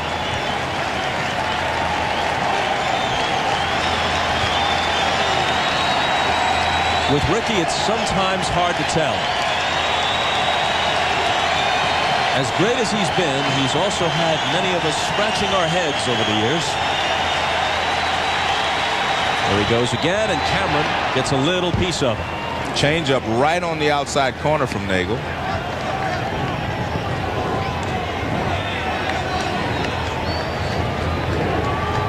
Another great pitch, change up, and it's right on the outside corner. Cameron does a good job just to foul it off. Neagle had Seattle no-hit through 4 2/3. Then with 2 out here in the 5th, McLemore laced the double to left. Henderson poked an RBI single to right.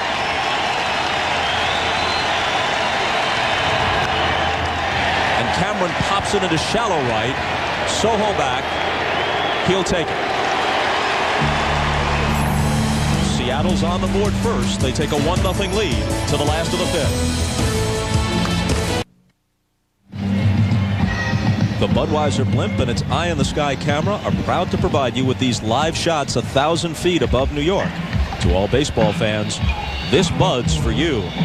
And I'm just happy to be able to say, Joe, these shots and this game and what I'm talking about is live.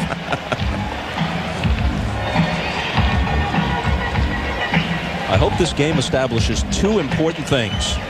A, we're live, and B, I do not have red hair, Joe. Well, I can testify you do not have red hair. What was up with that?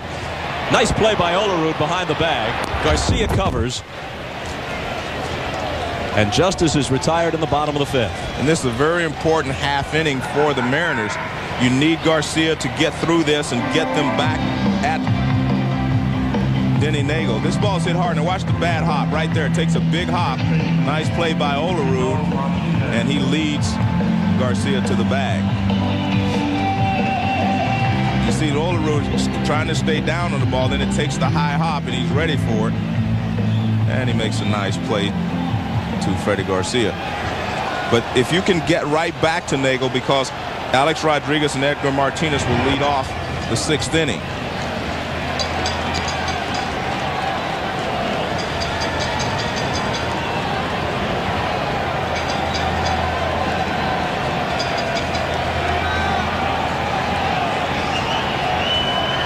Here's the 1-0 pitch to Tino Martinez, who struck out his first time.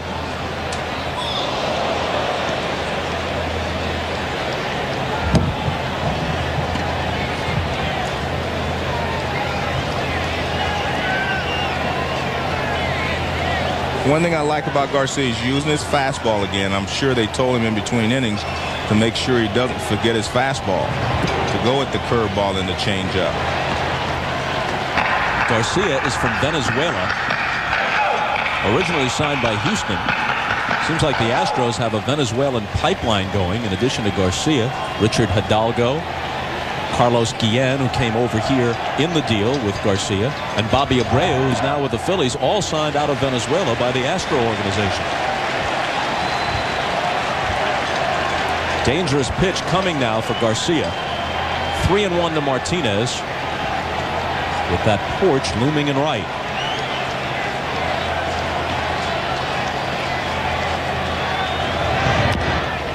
Tap foul.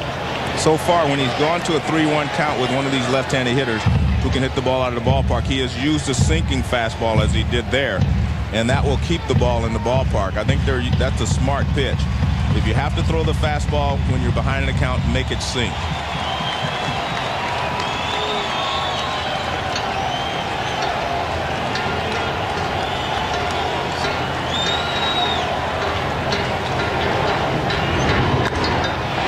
Martinez hits it pretty well to center, but Cameron has it lined up. Cameron's going to have to cover a lot of ground, especially here at Yankee Stadium. With the spacious left center, Ricky Henderson's range is almost non-existent now. In addition, Ricky's arm is very poor, so when the Yankees get a chance, they'll run on him. And when Lou Piniella gets a chance with the lead, he'll take him out for defense late in the game. Well, they definitely will take him out for defense, but it's more for his arm, as you mentioned, because they say he's really made some great catches and played pretty good defense, except he can't throw. I mean, he doesn't throw well anymore. And he does have a bad ankle now. Let's check in with Jim Gray. Well, Bob, in between innings, when Ricky Henderson came back after that RBI, he was coming back talking to Mike Cameron and Mark McLemore, and he was saying, I love it when they scream at me here at Yankee Stadium. Just let them keep screaming, cursing, and hollering at me. I just love it. Bob? Well, he's a different kind of guy, right? He has always thrived in the bad guys role. I remember him in Toronto when he was at the peak of his career against the Blue Jays as an Oakland A's player, and he just took that LCS over in 1989, and nothing the Blue Jay fans screamed at him did anything except elevate his performance.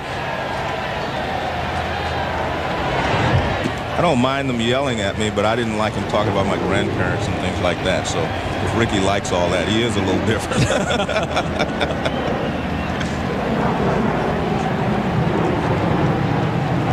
But Ricky's cleaning his ears so he can hear them better.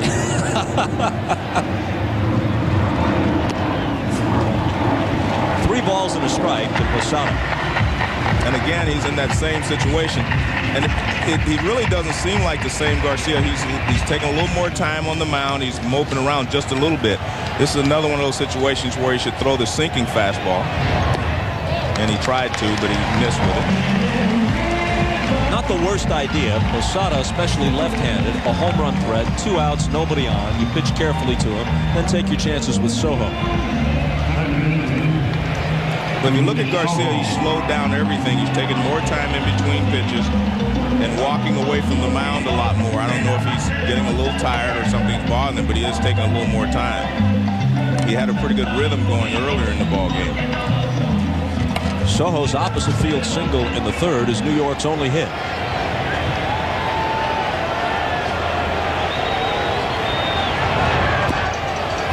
Strike 1 to him. The veteran has occasional pop. He hit 7 home runs this year. If you keep the ball down on him, he's not going to hit the ball out of the ballpark, and that's the way you try to pitch him. Keep the sinker down, breaking balls down. Just stay down. He's a good high ball hitter. And that's the pitch that he can drive. Moves him away, 1-1.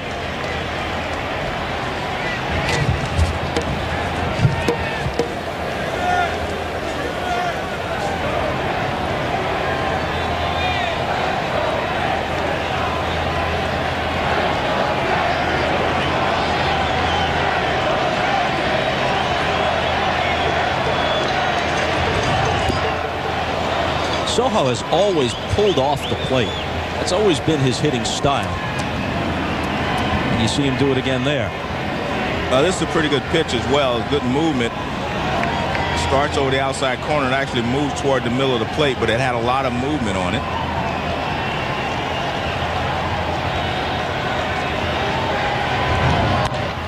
He lines it over short for a base hit. On his way to third is Posada. Cameron fires it back in, and the Yankees have runners at the corners with 2 out.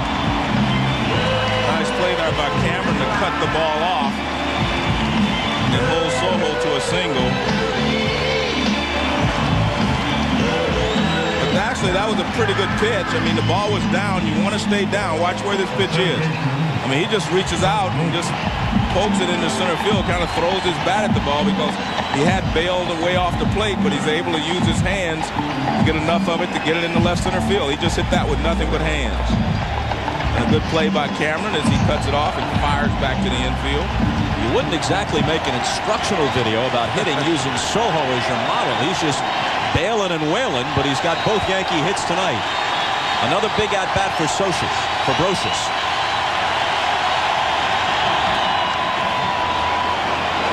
In the third, he tried to sacrifice with 2 on and nobody out. Couldn't do it, and eventually hit into a double play. And the Yankee rally wilted. Here, trailing by a run, he bats with runners at first and third and 2 out.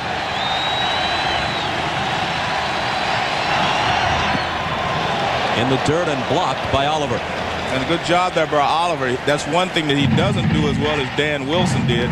Dan Wilson was excellent at blocking balls, but a good job here by Oliver to keep the ball in front of him. Dan Wilson was as good as anybody ever at blocking the ball.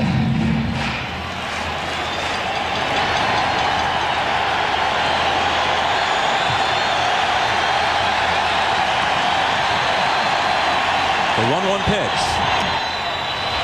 Slow roller, Bell charging, plays it cleanly, throws on the run and gets it. Nice play.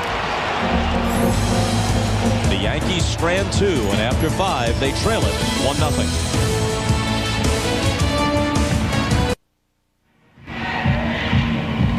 Pair of veterans expressing their love for one another. Joe Oliver and Ricky Henderson. That's Joe Oliver. He went down to give Ricky a little love.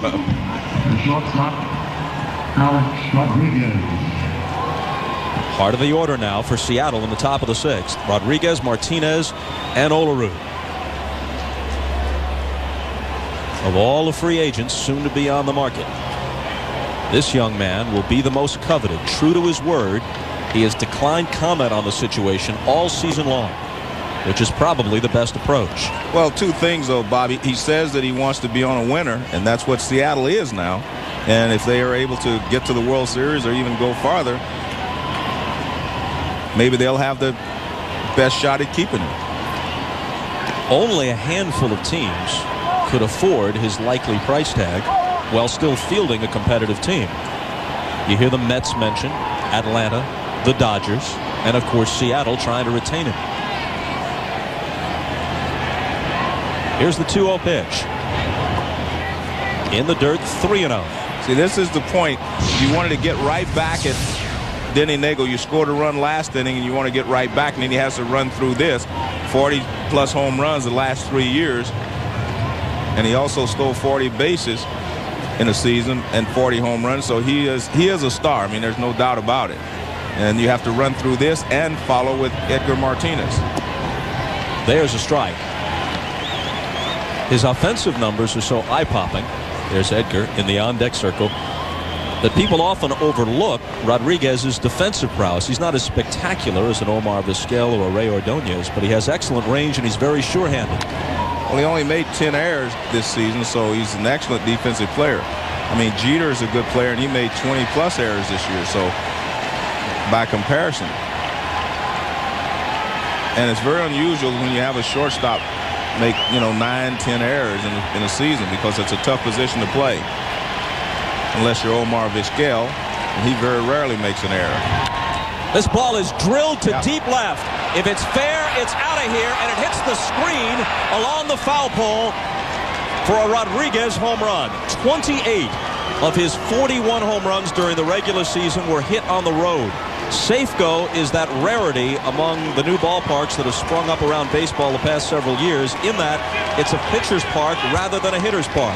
So he, like many of his teammates, has done much of his power damage on the road, and he makes it 2-0. And it's just very difficult for a pitcher like Denny Neagle to go through Alex Rodriguez and Edgar Martinez and not get hurt at least once in the ball game. That pitch is down and away. It's not a bad pitch, but A-Rod goes out and he actually pulls it back. That pitch is away from him, reaches out and he hooks it, and he hits it so hard it doesn't have time to hook foul.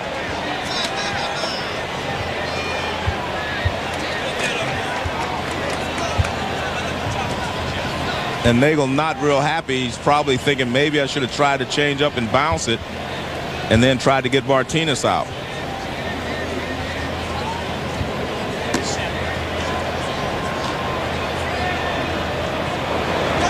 Jason Grimsley and Jeff Nelson. Grimsley just activated, an 11th pitcher with Jose Canseco, as we told you earlier, taken off the LCS roster. And Jeff Nelson, who along with Mike Stanton gave Joe Torre very good work in middle relief in Game 5 at Oakland. That ball that Rodriguez hit was crushed. There was no question that it had the distance. The only question was fair or foul. And when you're facing a guy like Rodriguez and Martinez and you do not have a real good fastball to make them make a quick decision, I mean, you're really playing with fire every time you pitch to him, because if he decides I'm going to sit on a changeup, I'm going to sit on something, there's not a lot that you can do about it. Because you can't establish to them that I can throw the fastball by you. They're not going to be looking for anything else other than an off-speed pitch.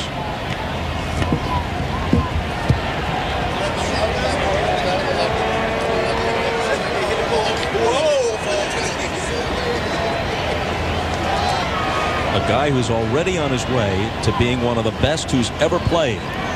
And he's just in his mid-20s. Changing speeds on Martinez, 1 and 2.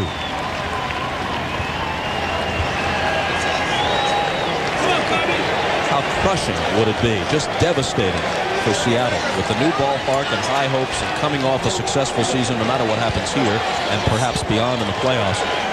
To lose Alex Rodriguez right on the heels of Ken Griffey Jr. and only a few years after they had to deal Randy Johnson away. That's out of play.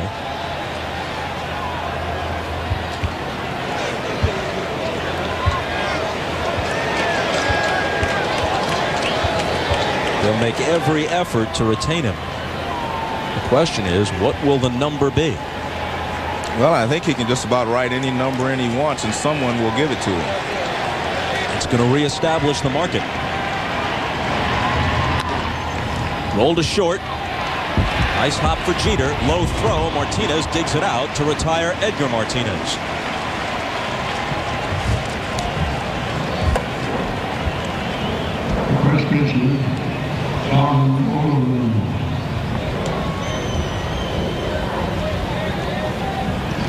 We're only in the 6th, and Neagle, who has walked 3 and has been behind in the count many, many times, is well up over 100 pitches already.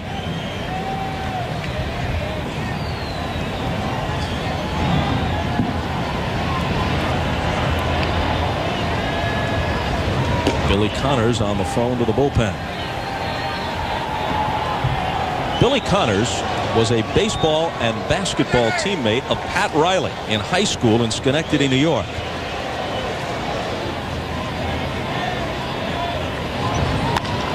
Hit toward the middle. Soho. Nice backhand play and a whirling throw.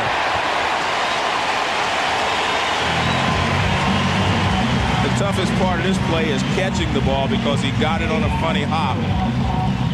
And he was able to make the play. This ball is hit up the middle. And watch, he's going to have to catch it on a funny hop right there on the in-between hop. He's able to do that. Once he catches it, it becomes an easy throw because Olerud doesn't run that well. But a nice play by Soho. See, that's a funny hop. That's an in-between hop. You either want to catch it on the short hop or the big hop. He got it on the in-between hop, but he was able to make the play. Torrey let Neagle face the left-handed Olerud, but now with another right-handed hitter, Buhner, coming up, Torrey's going to pull him, go to a right-hander out of the bullpen, and we'll go to commercial and be right back. It'll be Jeff Nelson.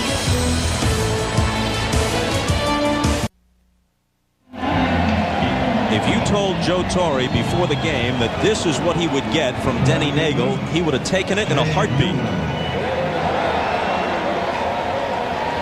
But the Yankees trail 2-0 as they turn the ball over to Jeff Nelson, who works to Buhner and starts him with one outside. Nelson is a former Seattle Mariner who pitched very well in the season's first half, was disappointed that Torrey didn't select him for the all-star pitching staff, then hit the skids a bit in the season's last 6 weeks or so. Torrey might have lost some confidence in him, but then Nelson gave him some big innings against Oakland. A lot of people who are Yankee fans were hoping that the 6-run explosion they put on Oakland in Game 5 would carry over into this ball game. But you have to remember they only scored one other run in that entire ball game. That was on a home run by Davis Justice. So they're still not swinging the bats as well as Joe Torre thinks they should. 2-2 to Buhner. A run home here in the 6th on Alex Rodriguez's solo home run. Seattle with a run in the 5th, another here in the 6th to lead it 2-0.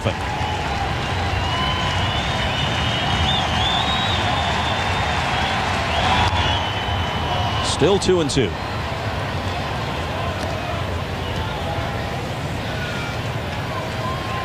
Well, it looks like Jeff Nelson throws from the side, but he really doesn't. Watch his arm angle. He drops his body down from the side, but he actually throws more 3/4. But it looks like he's dropping down, throwing sidearm if you're the hitter, because his body goes there first. And at 6'8" with that long stride, he can be nasty.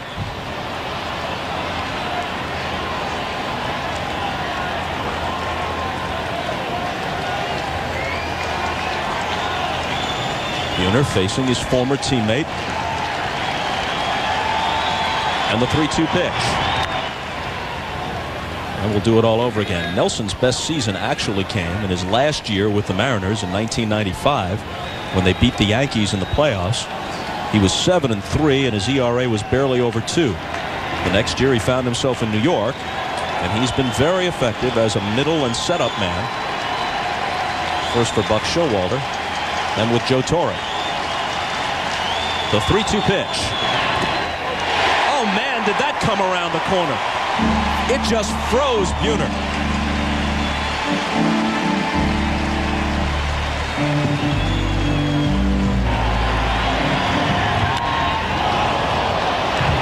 The Rodriguez homer tacks on another run and gives Seattle a 2-zip lead.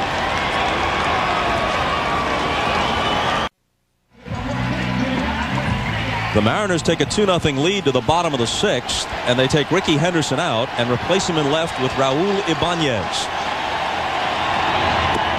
Strike one to Knobloch from Freddy Garcia.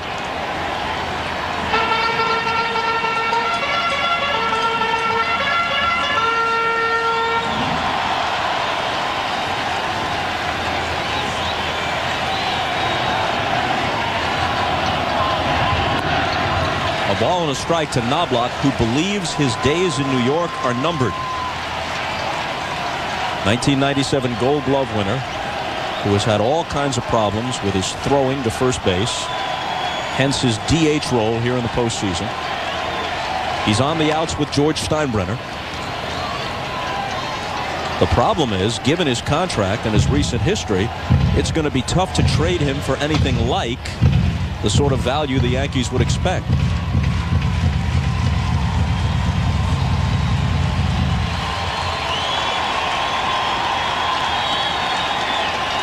Trying to get something going here in the 6th.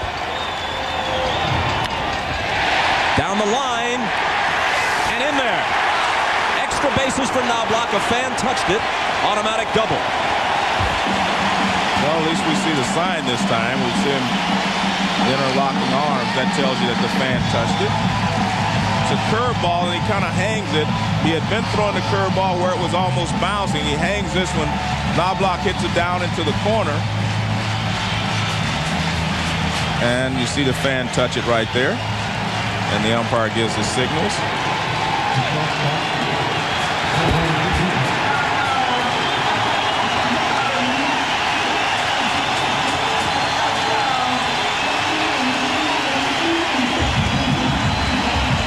Each team now with 3 hits.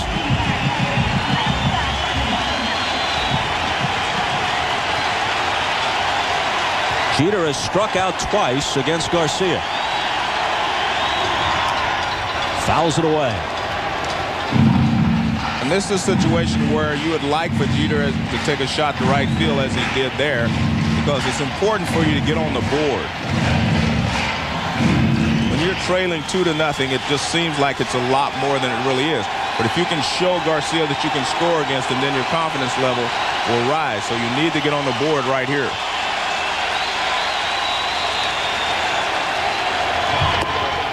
Good fastball. He has been able to keep the ball down on Jeter and moving it in. This one he just throws right by, and this one has just an exploding fastball with great movement.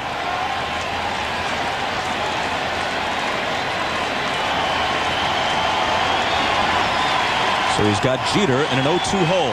Well, he's got him to chase 2 pitches out of the strike zone down his 2 previous at-bats. He lays off that one. Good pitch. Arthur Rhodes is up, hard-throwing left-hander. O'Neill, a left-handed batter, is on deck. Then Williams, a switch hitter, and Justice, another lefty.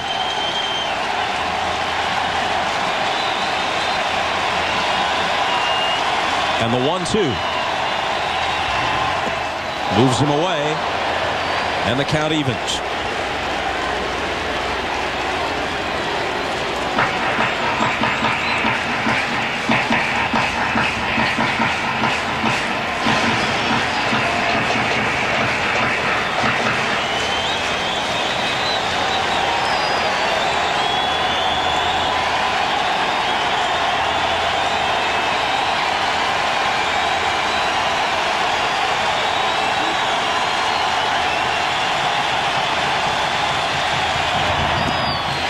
Count. Well, it's important that he makes Jeter put the ball in play.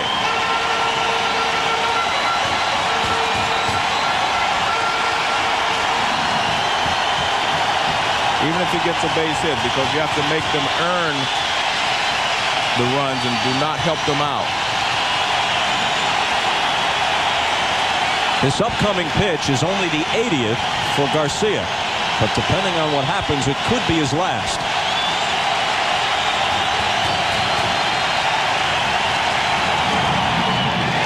He walked him after being ahead on the count, 0-2.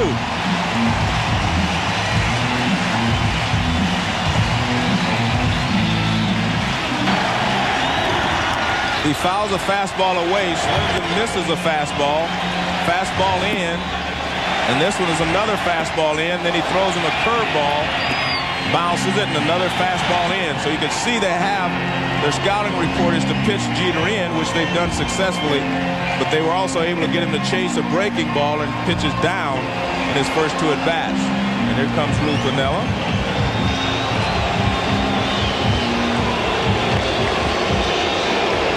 He's had Rhodes warming up.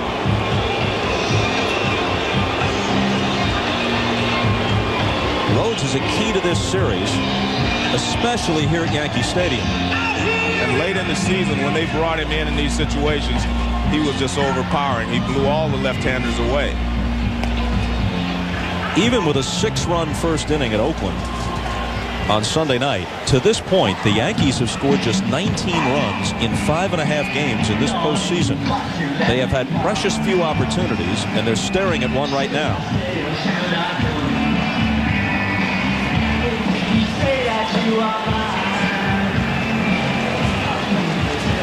Pinella's going to stick with Garcia. Jeter's aboard with a walk, but by and large, some key hitters for the Yanks haven't done much in this postseason. And none of them has a hit tonight.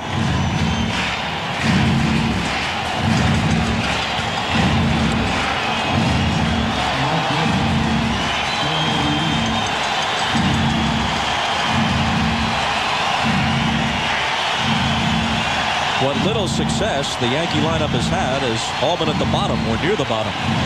1 through 6, a combined 1 for 13.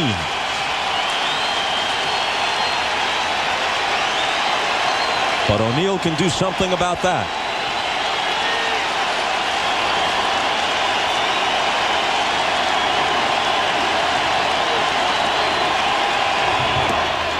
Called strike. That's exactly what they want to do with O'Neill, is go after him with hard stuff away to try to get ahead in the count, and they had him chasing a couple of breaking balls after he got 2 strikes before. Good fastball away there.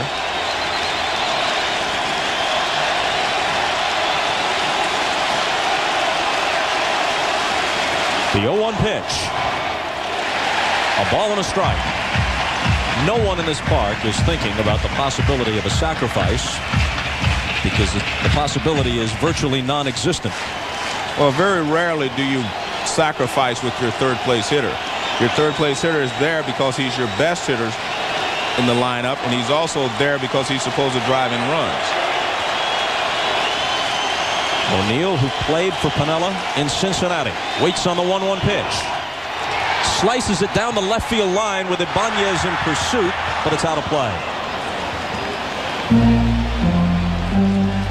So far in this ball game, Garcia's been able to get past O'Neill with a good fastball.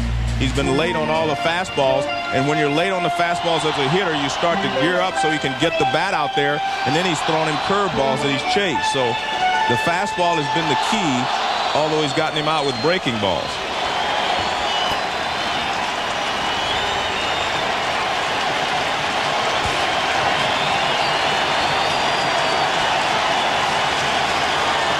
Here's the 1-2 pitch.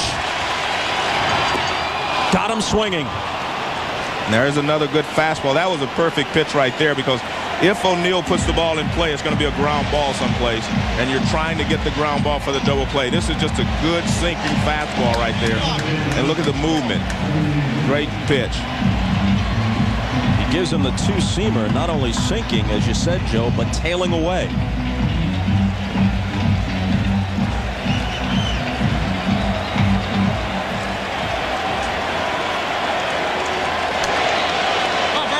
So O'Neill's October woes continue.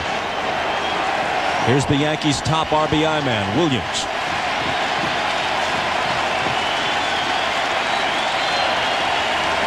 Knobloch at second, Jeter at first, and ball 1 to Bernie Williams.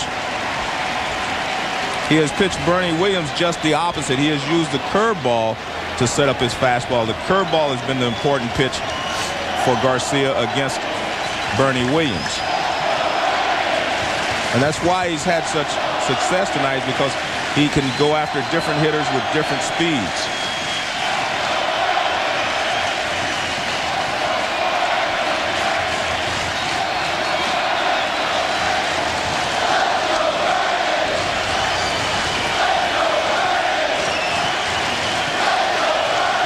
Williams is lined to center and struck out. Takes one on the inside corner for a strike. And the reason he's successful with that is because he's thrown him breaking balls away. Williams leans out there, and then he busts the fastball in. So he's been leaning out on the curveball. Now he throws the fastball right on the inside corner. Another good pitch.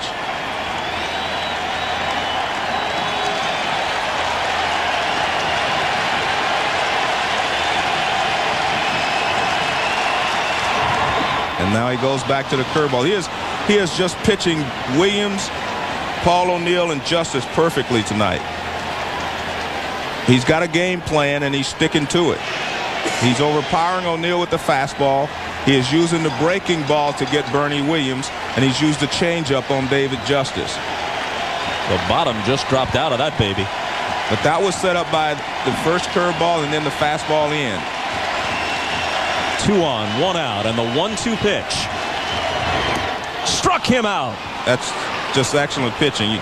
I was surprised, to be honest with you, that Lou Piniella left him in with Arthur Rhodes down there. But he has stepped it up. Curveball away. Now here's the fastball in. Now that sets up this curveball. And now he just goes with another sinker.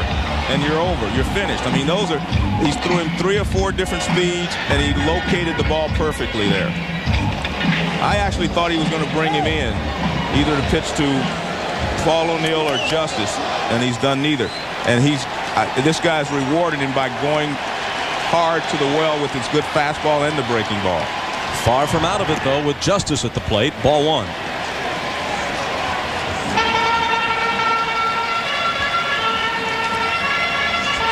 I actually believe this is probably his last inning if he can get through this, but we'll see, because he is showing Lou a lot of heart out there on the mound. That is, if he can get through.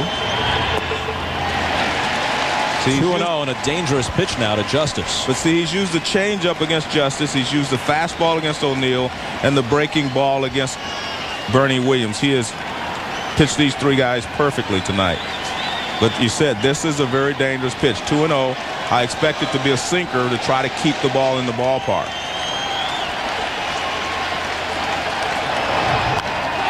A high drive to center. Cameron going back to the track in front of the 408 sign to take it. A fastball that might have been a bit fat, but it stayed in the ballpark. And the Mariners stay in front 2-0. Back after these messages and a word from your local station. Freddy Garcia watching Mike Cameron take David Justice's home run bid on the warning track in dead center field. The Yankees had 2 men on, nobody out, and they're 3, 4, and 5 hitters up.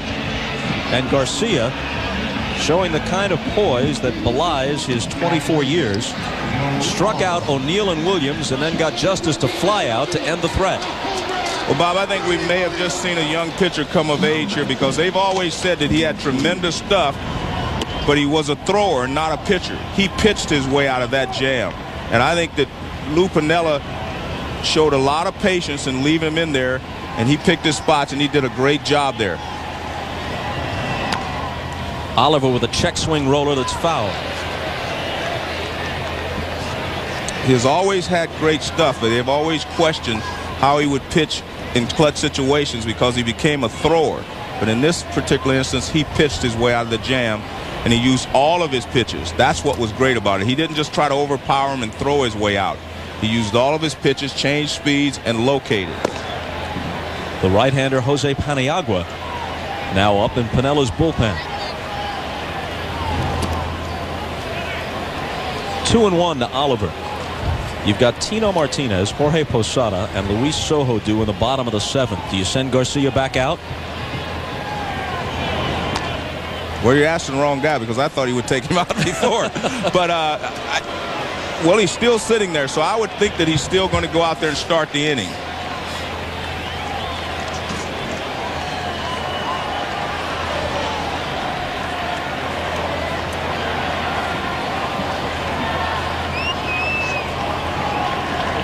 Jeff Nelson, who relieved Denny Neagle with 2 out on the 6th and struck Buhner out to end the inning, delivers the 2-2 to Oliver, who hangs in there.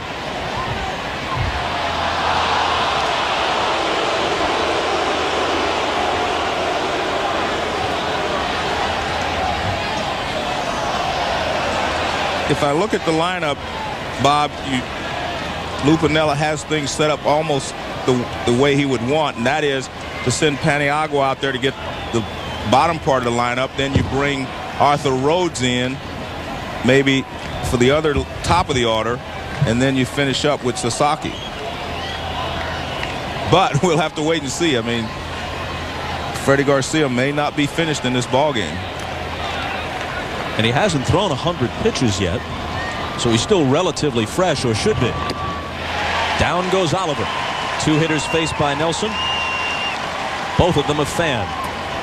Coming to NBC. Michael Richards is back on NBC as a private eye, along with Tim Meadows. The adventure begins. The Michael Richards Show premieres NBC Tuesday in 2 weeks. Well, you got Michael Richards and Tim Meadows in the same show. Has a pretty good chance to be pretty good. Ever see Tim Meadows do The Ladies' Man on Saturday Night Live? Made a whole movie out of it. I'm surprised you're not up on this. Baseball fan. The Ladies' Man. He's got his Courvoisier and everything. He's all set up. 0-2 to David Bell.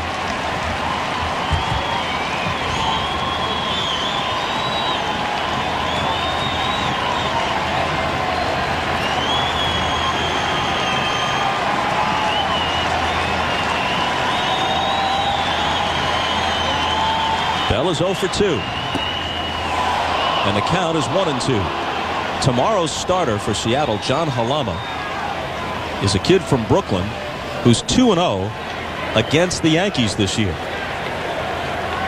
There he is, 14-9 for the year. On the other hand, as Bell pokes one into right and it falls in front of O'Neill for a 1-out hit, his opponent, Orlando Hernandez, has been one of the great postseason pitchers in recent history.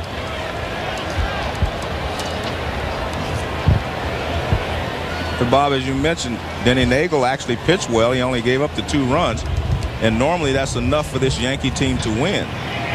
But they're just not swinging the bats as well as they had earlier in the season, and they're not scoring runs. But I think it started in Oakland. Oakland pitchers pitched them pretty well, and a lot of guys went into slumps in that series. But I thought if they had a chance of getting out, it was against Garcia if he did not use all of his pitches, but he has used them all.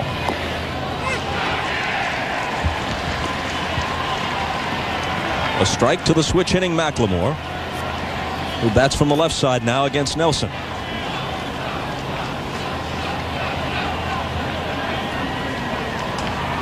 McLemore's 1 for 2.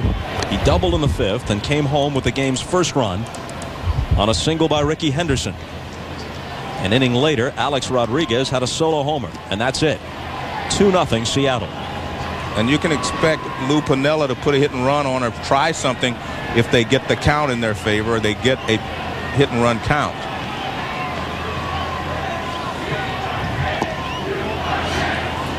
See Jeff Nelson almost using a slide step. For him, he's not taking as long to get rid of the baseball as he normally does.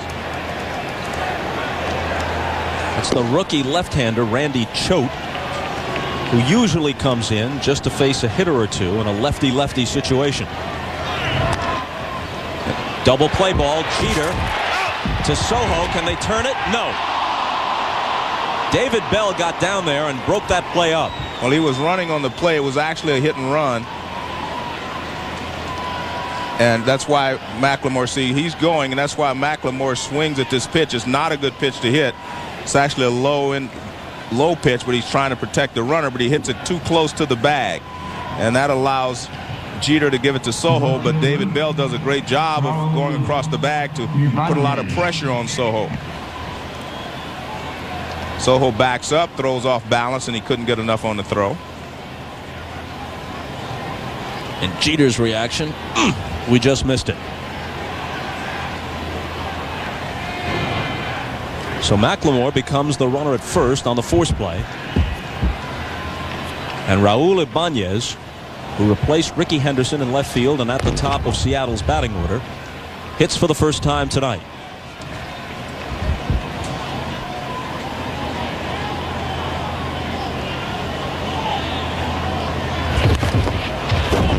Close, but he got back.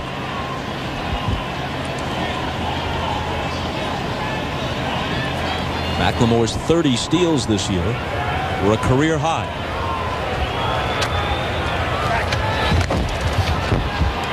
And Nelson knows it. Well, Nelson's quickest motion to first base is that when he's bringing his glove down. Once you make him set, you have plenty of time to read him.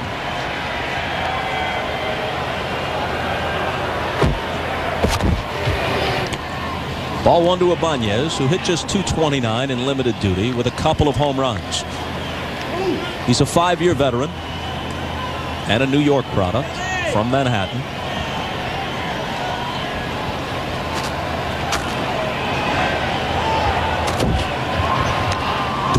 Foul to the screen, 1-1. Here's the March 1st game summary. Freddy Garcia given just 2 runs to work with, but he's made them stand up, shutting the Yankees down in the few opportunities they've had, especially in the bottom of the 6th. First and second, nobody out, 3, 4, and 5 hitters up, and the Yankees couldn't do anything with it.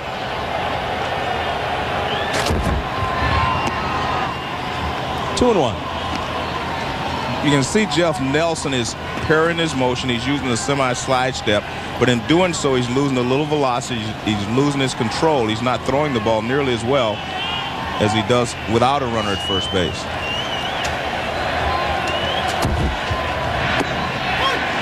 That one's on the corner.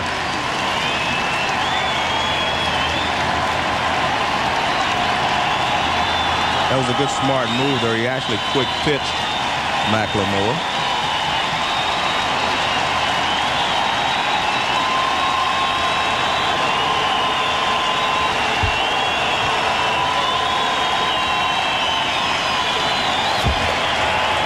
Not going on the 2-2 pitch, and now he will be going on the next one. Watch what he does. He trying to hurries his motion, trying to keep McLemore from stealing the base. He throws a fastball inside. It doesn't tail back. It just stays inside. McLemore takes off, and Ibanez rolls it foul.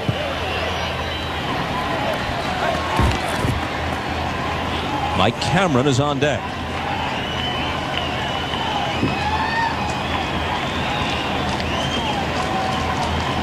Nelson got in on Ibanez and broke his bat.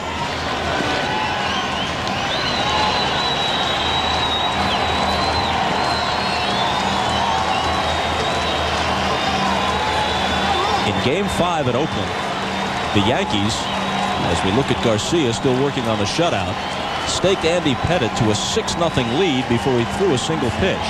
But Pettit could last only 3 2/3, so then Joe Torre had to go to his middleman, Mike Stanton. Wound up getting the win, and Nelson followed him to set everything up. Orlando Hernandez made a brief appearance in the 8th, and then Mariano Rivera brought the hammer down and finished it. Ripped foul.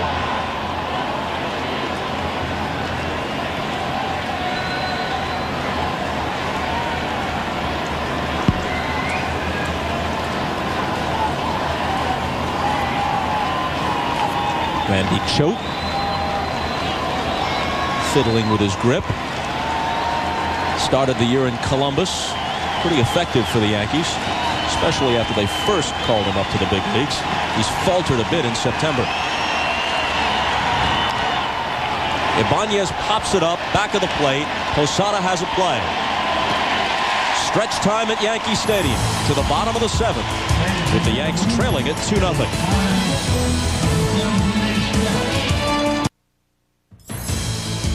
NBC's coverage of the American League Championship Series is brought to you by MasterCard. There are some things money can't buy. For everything else, there's MasterCard. By the makers of Lamisil AT, the best way to cure athlete's foot. By Oracle Software, powers the internet. And by Coors Light, proud partner of the John Wayne Cancer Institute and their search for a cure.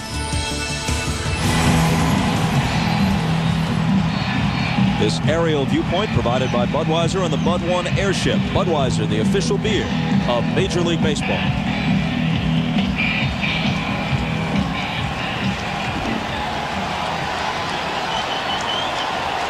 Well, Freddy Garcia is back out there for the 7th inning. Tino Martinez starts it. He struck out and fly to deep center.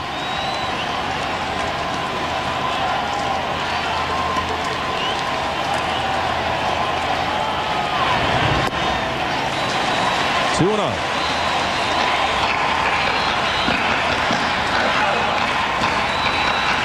I don't think he'll be allowed to try to pitch himself out of trouble here in the 7th inning. I think at the first sign of trouble, Lou is going to the bullpen. Hit hard but foul. Garcia has allowed the Yankees only 3 hits. He struck out 7. He's walked 2 and hit a man.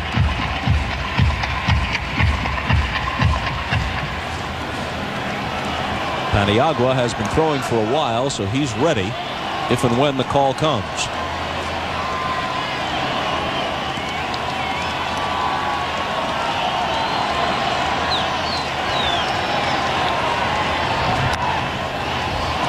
Pop back of third. Looks like it'll make the seats, and it does. Well, he's still throwing pretty well. He's at 93 miles an hour. He was up around 95, 94, but he still has some movement on the fastball, which is important. 95 pitches total.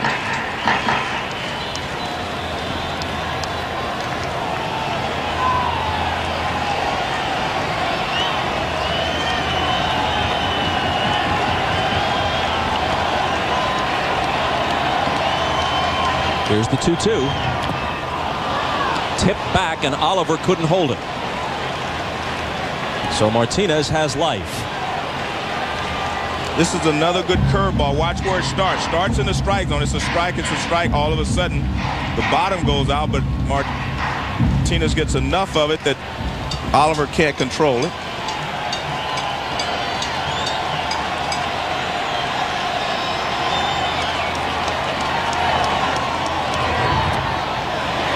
Full count now. That was supposed to be a changeup.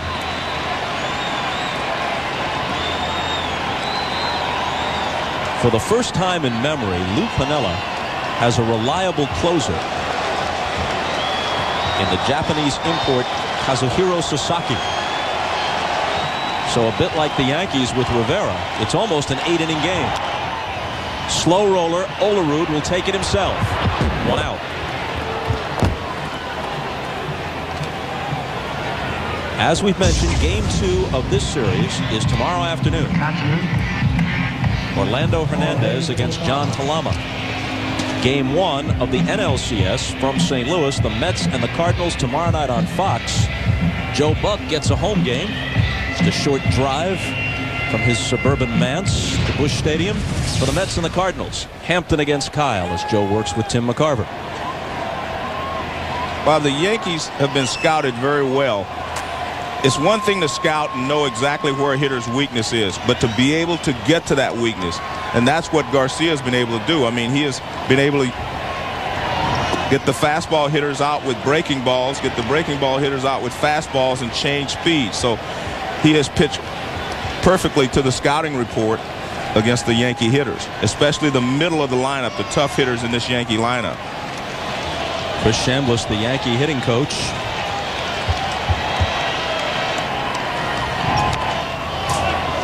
A ball and a strike to Posada.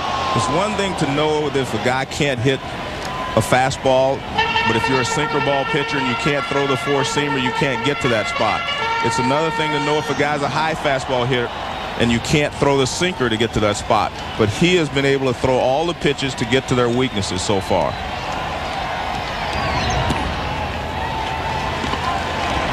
Didn't quite catch the corner. 2 balls and a strike to Posada. He doesn't have an official at-bat. Hit by a pitch and walked.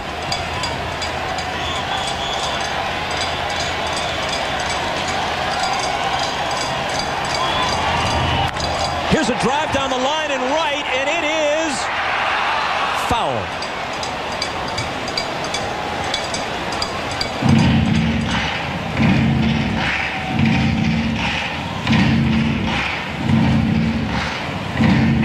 Fastball in, and it tails back over the plate. He was trying to throw it inside. That ball tailed back over the middle of the plate, and Posada pulled it foul. And as long as you can see it, that tells you it's foul. It didn't go around the pole if it never disappears from the camera's view.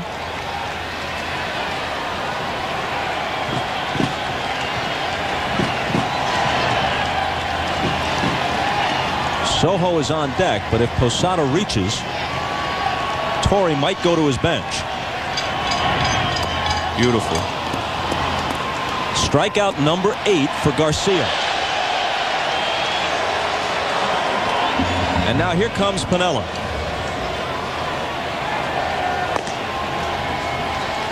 Which is a little bit surprising, isn't it?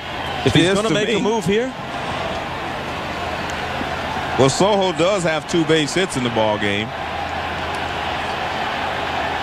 But one was a little poke job to right, and the other a ball that he kind of reached for and just flicked over shortstop. But Piniella has seen enough, and what Garcia gave him was much more than he could have expected.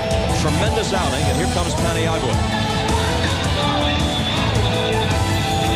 This copyrighted telecast is presented by authority of the Commissioner of Baseball and may not be reproduced or retransmitted in any form, and the accounts and descriptions of this game may not be disseminated without express written consent.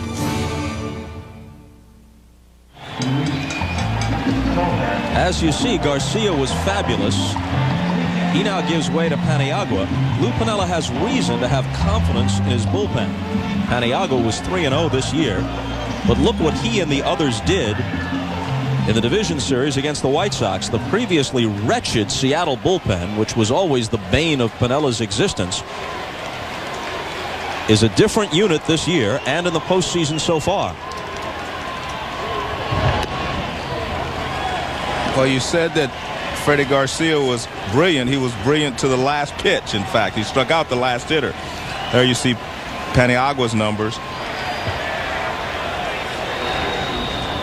And he just throws hard. Soho fouling it off, 1-1. Paniagua was the winner in the Game 3 clincher as they finished the sweep against the White Sox at Safeco Field.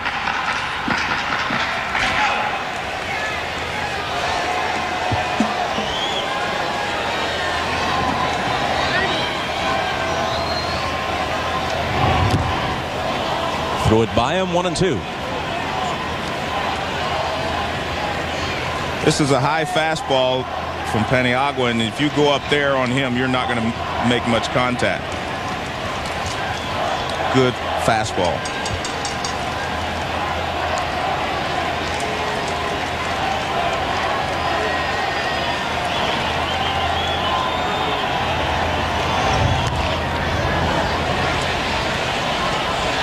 Still 1-2.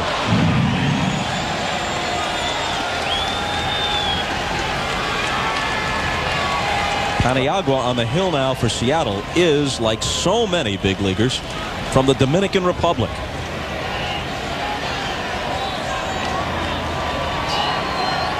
This is his 5th year in the majors, his first season in the playoffs. Out of play. Bob, I don't think we can say enough of what Freddy Garcia did coming in here in the Yankee Stadium.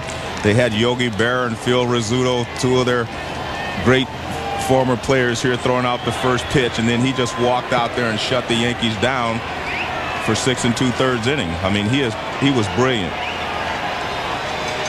and it's tough to do here in Yankee Stadium in the playoffs.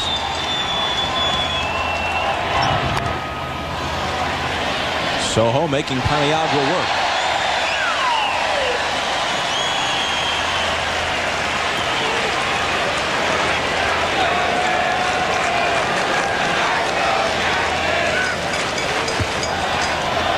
And you see Lou Piniella, what he was doing, he was telling him to shake off something or once. He says he was throwing all fastballs. And Lou wanted him to act like he was getting a different pitch. And then throw the fastball anyway. Yeah, exactly. Well, there's your fastball. Right over the heart of the plate, and Soho, who had half of the 4 hits the Yankees managed off Garcia, couldn't touch Paniagua. And now the Yanks are down to 6 outs.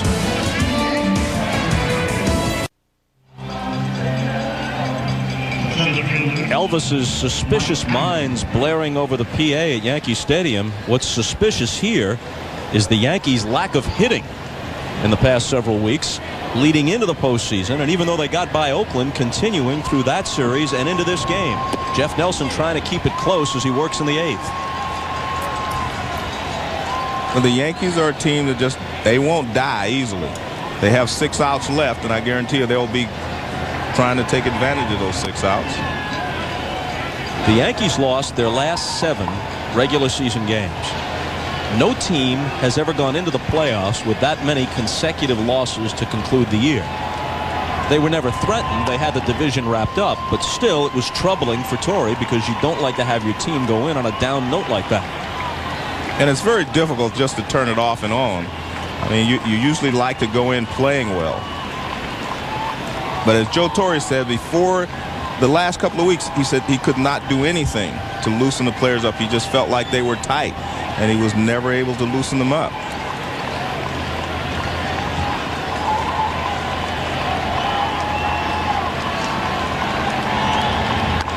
Cameron fouls it off, and it's still 1-2.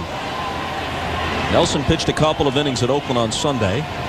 Fairly sizable stint shaping up for him here, so he is probably not going to be available to Piniella tomorrow. I mean, to Joe Torre, I should say.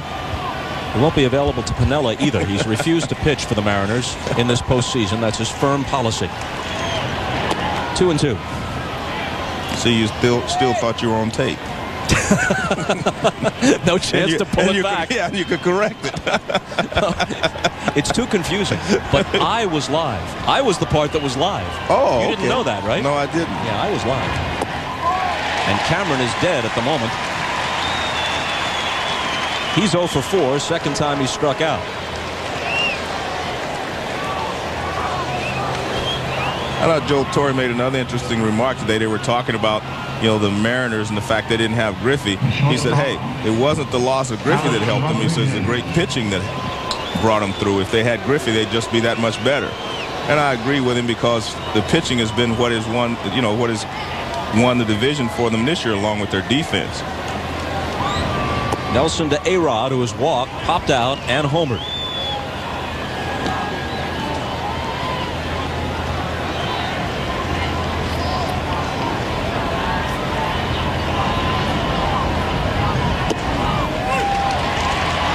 When he comes around the bend on you that way, it's pretty mean. If you're standing at the plate, it looks like he's throwing out of the third baseman's shirt, and it's hard to pick up. It's also hard to pick up when you lean back on your heels. Rodriguez stepped out at the last moment, and Nelson is disgusted. Well, I don't think the umpire called timeout. Rodriguez just ran out of the batter's box. A-Rod just runs out. See, he's trying to call timeout, but he's not going to call it. See, the umpire's ready to call the pitch. So it's Jeff Nelson should have thrown the ball. Nelson should have thrown it, but he looks up and sees A-Rod gone, so he stops. But the umpire did not call timeout. Could have been a gimme strike, because as you said, John Hirschbeck did not grant time.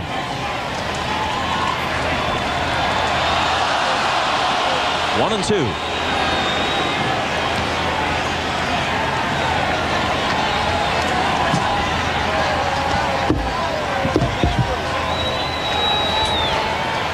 Joe Torre, age 60, as ever, outwardly composed, but concerned about the present state of his ball club, which just buzzed through the postseason each of the last 2 years. They weren't just the best team, they were the best by a mile. Not the case this time. They look more vulnerable than ever. There's always a fair amount of drama surrounding the Yankees, in part because of the city in which they play, their standing as defending champs, the history and prestige of the franchise. It magnifies it all. But this year, there were again some off-the-field stories as Rodriguez goes down swinging. Nelson has been tough. He's fanned 4 since coming on in place of Neagle.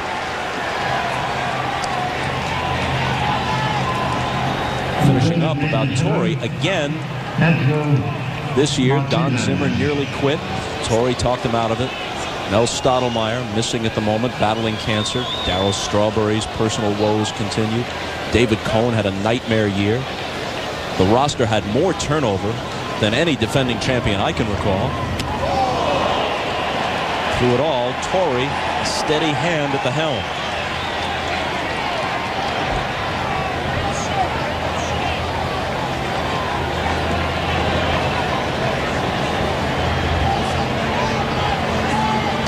"25 World Championships, 36 American League pennants."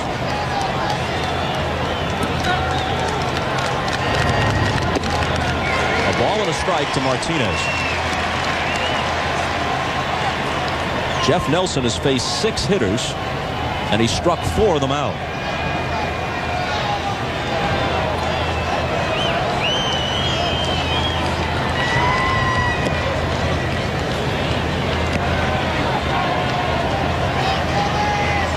Go ahead, Joe. Most people in the American League say that Edgar Martinez may be the best right-handed hitter in baseball. That's been the discussions over the last few years, but there are a lot of good hitters in the American League. There are a lot of guys that had great years. But if you're the Mariners and you have a 2-0 lead and he doesn't have a hit, you have to feel good about yourself going into tomorrow if you can hold this lead. 3-1 pitch. And the count runs full. Well, the Yankees still have 2 more innings to try to get something done here. But if you're Joe Torre, and especially with the left-hander Halama going, do you shake your lineup up for game 2?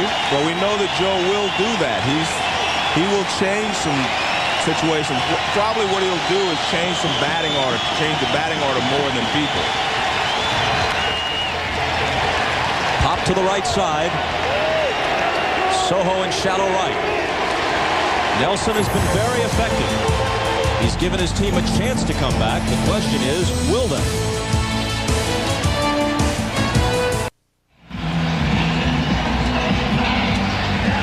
In New York, many folks hoping for a Subway Series. The way game 1 of this set has gone doesn't help the prospects much, at least not to this point. Paniagua will face Brocious, Knobloch, and Jeter in the bottom of the 8th. Bob, if you're the Yankees, you're sitting on a Yankee dugout, you say to yourself, all we need is a bloop and a blast, and that's all we need to get back in this ball game.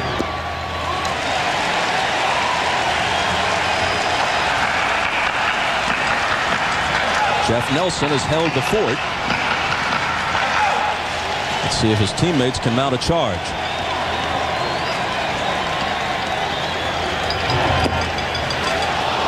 There's a strike, 2-1.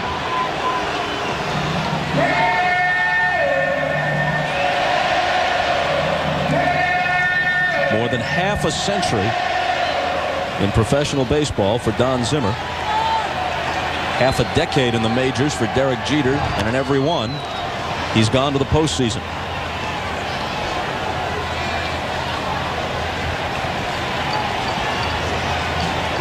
And it was Derek Jeter in the game 4 against Oakland where he went along the dugout and he said, this place is like a funeral in here. Let's wake up. So he is taking over some leadership of this ball club. Got the corner. And Brocious is now 0 for 3. Letting Hirschbeck hear about it, but he goes down looking. He throws him a fastball, which is all Paniagua has been throwing, is a fastball. He throws this toward the outside corner. And Brocious is called out on strikes. Brocious very upset with that call. So Paniagua has faced 2 hitters, and he has 2 strikeouts. Knobloch's 1 for 3, doubled his last time up. Called strike 1. Arthur Rhodes, the lefty again, and Sasaki, the right-handed closer, up for the first time. And Lou Piniella will use Sasaki as Joe Torre used Mariano Rivera. He will bring him in the 8th inning. Hit toward the hole and through. Second hit for Knobloch. And Jeter becomes the tying run at the plate.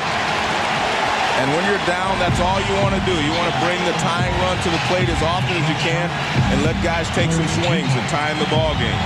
It's a fastball down, and Knobloch hits it on the ground. He finds a hole on the left side.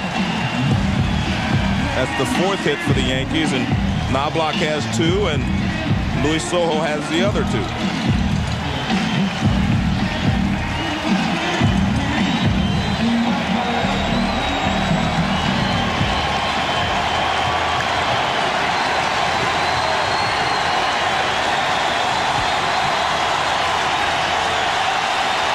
Paniagua's first one to Jeter is a strike.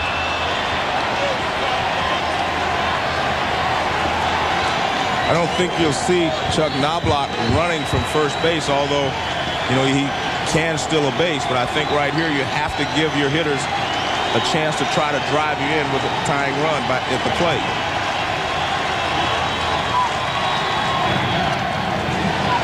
Blocked by Oliver, a ball and a strike. If Paniagua gets by Jeter, you've got O'Neill next.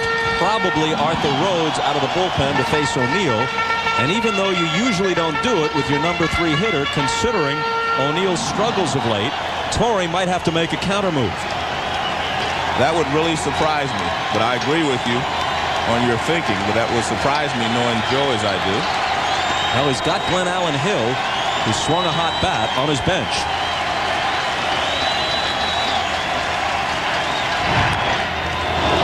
Fouled off into the crowd, 1-2.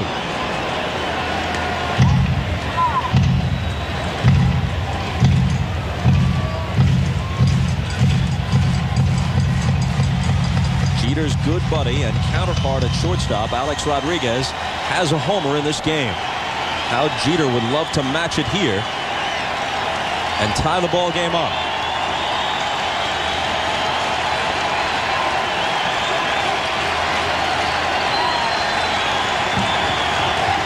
The 1-2 pitch. Beautiful. He strikes out for the 3rd time tonight. That's a great fastball right there. That's the best fastball that he has thrown. That ball started toward the middle of the plate and just rode away. But watch. Fastball away, and that pitch just runs right away.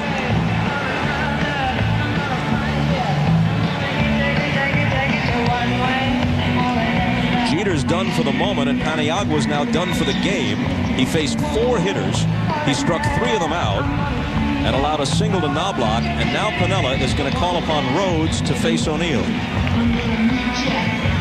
Here comes the big left-hander, and we're coming back to the Bronx after this.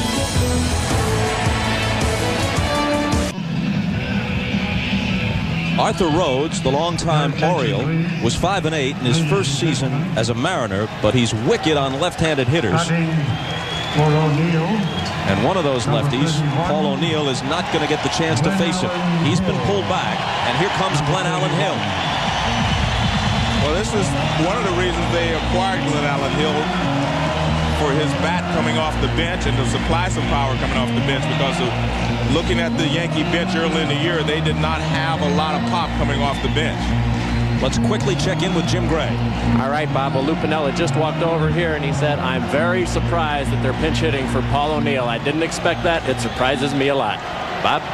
I'm in that group as well, and I didn't think Lou would bring Rhodes in if he thought that they would bring Glenn Allen Hill up. I think he would have preferred to have Paniagua face Paul O'Neill.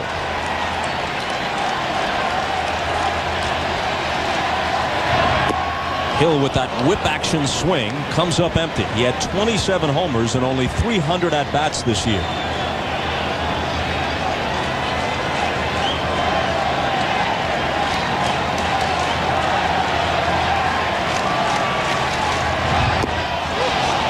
Left-handed hitters hit 220 versus Arthur Rhodes, and right-handed hitters hit 193. This is just good old-fashioned hardball. He just turns the fastball loose, and Glenn Allen Hill can't catch up with it. He's been sitting over on the bench a long time. And the 0-2 pitch, way high and outside. Hill is 35 years old, pinch hitting for O'Neill in this spot on the bottom of the 8th. The Yankees are his 6th major league team. He's the tying run at the plate with 2 out on the bottom of the 8th.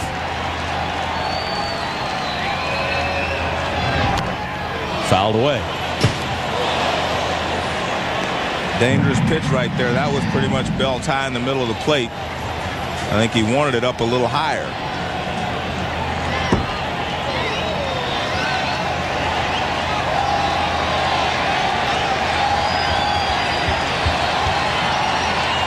Another 1-2 pitch.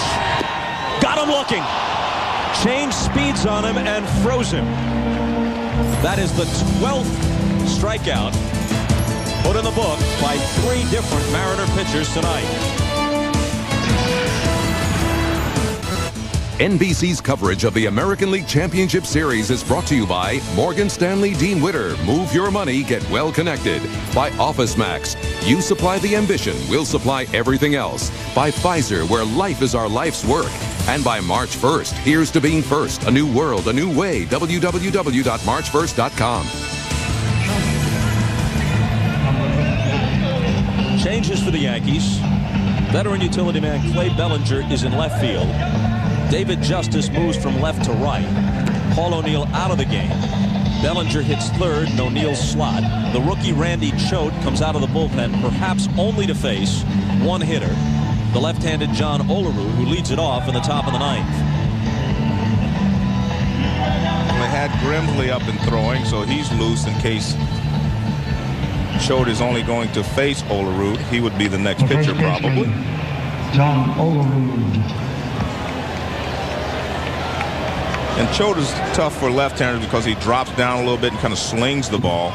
And it's difficult for a left-hander to find the ball, find his release point. To back up what you say, lefties hit 184 against him in this his rookie season. And a swing and a miss by Olerud. Lefties were 7 for 38 against Choate. David Cone now joins Grimsley.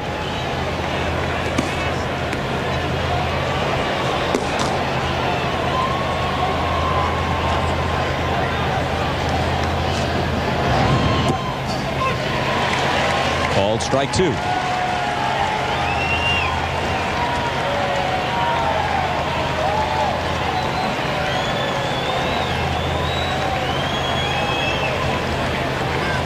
Olerud will be followed by Jay Buhner and Joe Oliver in the Seattle ninth.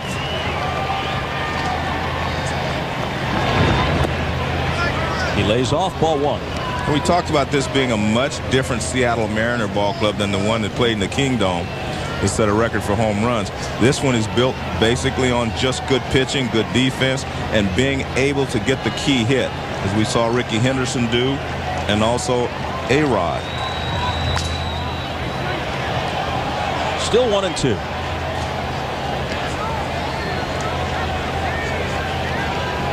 Sasaki will be in shortly.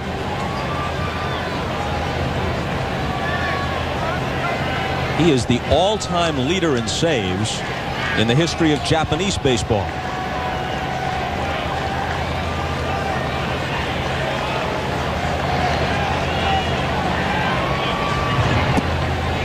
Kind of difficult to think of him as a Rookie of the Year candidate, though, isn't it? A 32-year-old major league rookie. And look at that, 229 career saves in Japanese baseball. Not what we consider a definition of a rookie guy, just because this is his first year in the major leagues. And a called strike 3.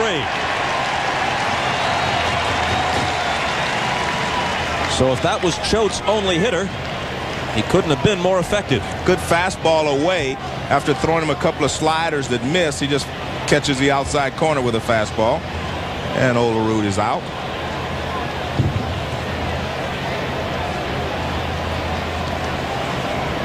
And so is Choate.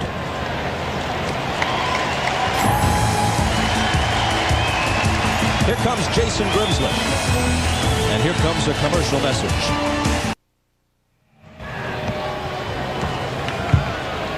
So Jason Grimsley comes out of the Yankee bullpen.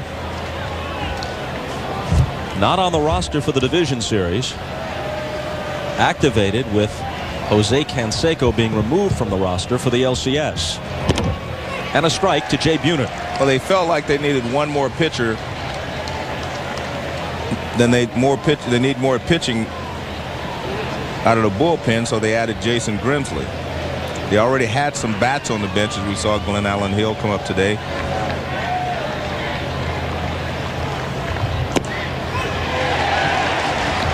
Grimsley quickly ahead, 0-2. Remember last year, Joe, we were here at Yankee Stadium. After the Yankees won the first 2 games of the World Series in Atlanta, the Braves jumped on them, went in front, as I recall, 5-0 in Game 3. And Grimsley came out of the bullpen for a long stint to keep that game close and allow the Yankees to mount a comeback. And here he strikes Buhner out on 3 pitches. And Joe Torre remembers and appreciates that effort by Grimsley, who kept them in the game and allowed them to eventually win it. Let's take a look now at the Morgan Stanley Dean-Witter well-connected play of the game. It's Alex Rodriguez's 6th inning homer. When he hit it, he knew it had the distance. And it stayed in, hitting the screen attached to the foul pole.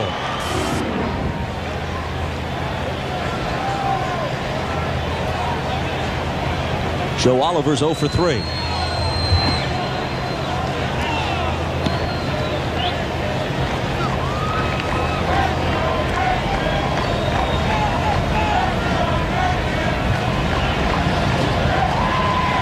Campanella has to be perfectly happy with the way things have gone, the pitching and the fact that they have a 2-0 lead in the top of the ninth. And now a couple of pinheads have come running out of the right field bleachers and onto the diamond. They are outnumbered by the security forces by about 10-1. And they're being led away.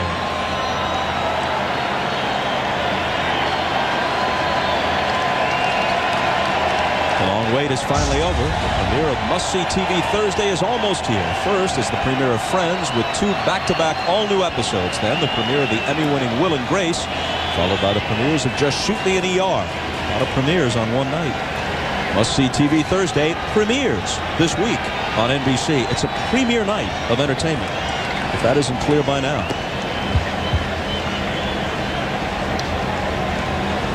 The 2 miscreants are taken away to a place where no sharp objects are to be found.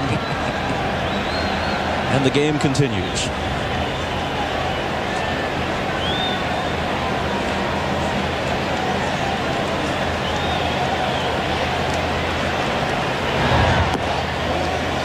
Two 2-0 to Oliver.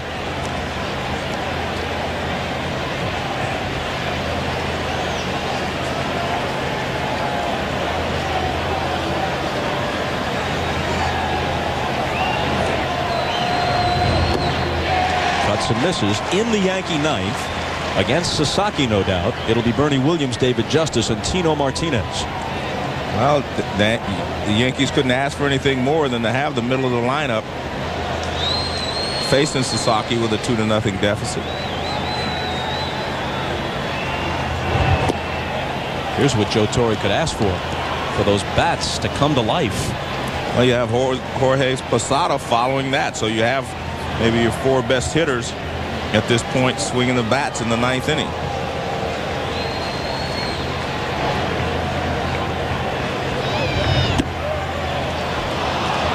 And Grimsley walks Oliver with 2 out. That'll bring up David Bell, who's 1 for 3, had a single in the 7th. A third baseman, David Joe, Bell. as we mentioned toward the beginning of the game, Seattle won 6 of 10 head-to-head against the Yankees. They had a better overall 1-loss record than New York this year. And they won 3 of 4. They only played 4 times this year at Yankee Stadium, and Seattle took 3 of them. So there is little, if any, intimidation factor here. I definitely do not think they're intimidated playing here in Yankee Stadium.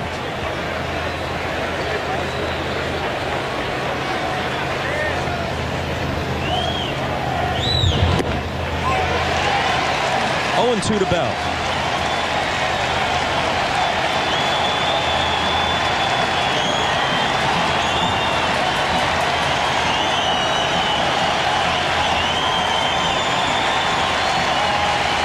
Edgar Martinez hoping for his first trip to the World Series and his franchise's first ever.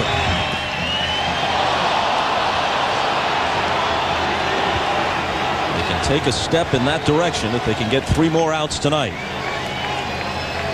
If, in fact, the Mariners make it. Martinez would only be available as a starter in the games at Safeco. He can't play the field at all anymore, so he couldn't play in the National League Park except as a pinch hitter. Hit sharply, and Jeter can't get it. Oliver will stop at second, and it's Bell's 2nd hit of the night. And this is what you definitely cannot afford if you're the Yankees. Have another run across the plate here in the 9th inning. Bell takes this little sinker and grounds it right back through the middle. Jason Grimsley has a really good sinker, and he also throws a slider. You see Derek Jeter with the effort, but he could not track it down.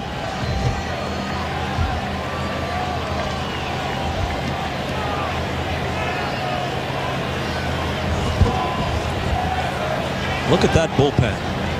This was at one time the top 2 starters for the Mets, David Cone and Dwight Gooden.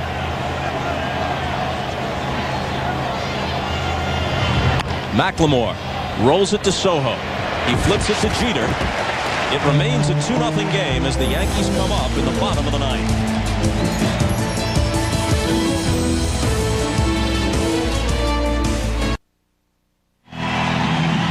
Ninth inning moves by Lou Piniella. Charles Gibson into the game in left field. Jay Buhner out. Raul Ibanez moves from left to right to replace Buhner. And in comes their closer, Kazuhiro Sasaki, 32-year-old Major League rookie. As we mentioned a while ago, the all-time saves leader in Japanese baseball. He was on the mound a couple of years ago when the Yokohama Bay Stars won the Japan Series for their championship over the Seibu Lions. So he's used to pressure situations. And he's well equipped. He's got a good fastball, a good breaking ball, and a splitter. He was a 6-time All-Star in Japan. He was 2-5 this year as a Mariner, but that's less important than the save total, which was 37, and his ERA was a shade over 3.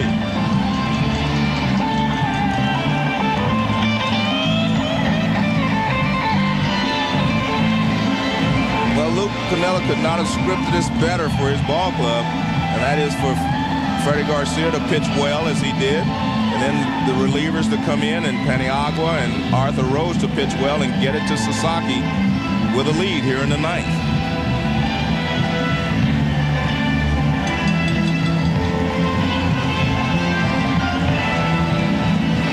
But he still has to go through Bernie Williams, David Justice, and Tino Martinez,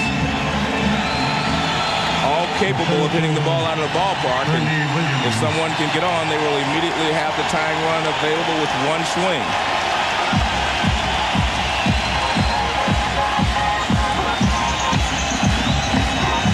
Sasaki was 37 out of 40 as far as saves this year. He only blew 3 saves.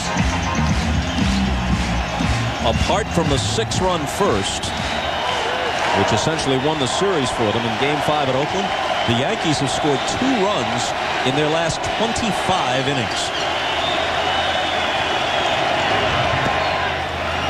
A ball to Bernie Williams, who has lined to center and struck out twice.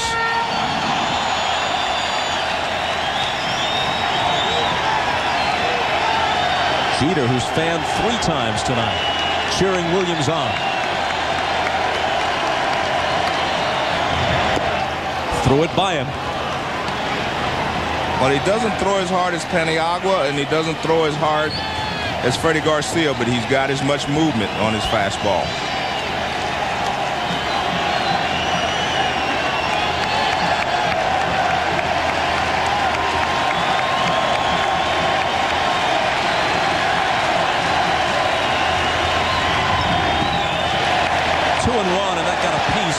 Of the plate umpire, John Hirschbeck.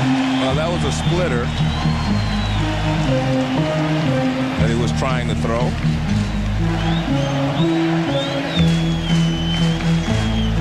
And it bounces well in front of the plate and gets a piece of Hirschbeck's right arm.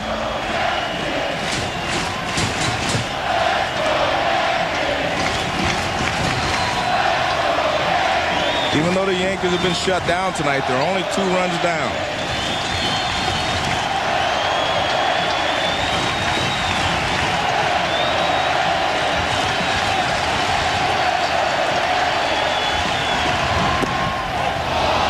Strike, 2-2.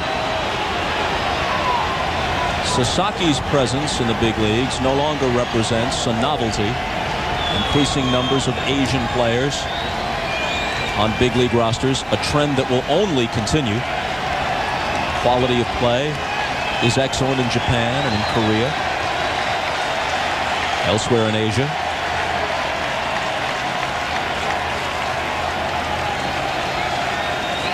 Sasaki's English is limited. An interpreter is usually on the road and around the Mariners. Of course, there's a certain baseball language that just about everybody understands. Line foul.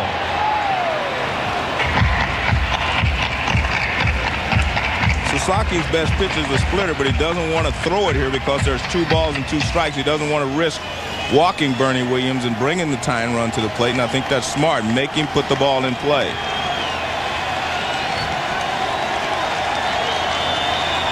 Justice would represent the tying run if Williams were to walk.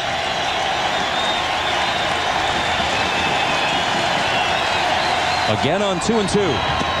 Moves him away. Full count.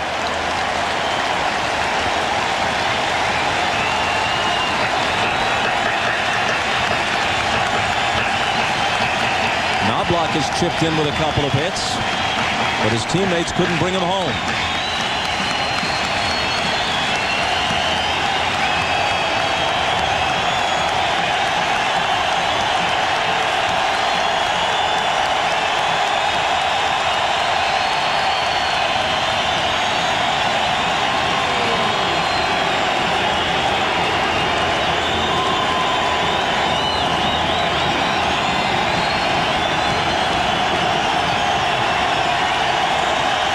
$54,481,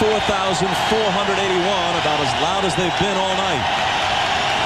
And Sasaki again steps off.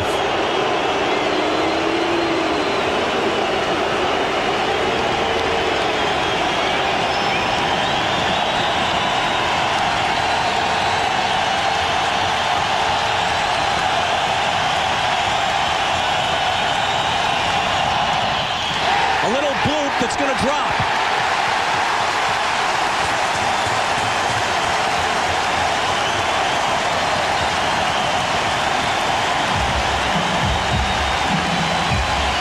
This is why you can never count a team out when they're only a couple of runs behind.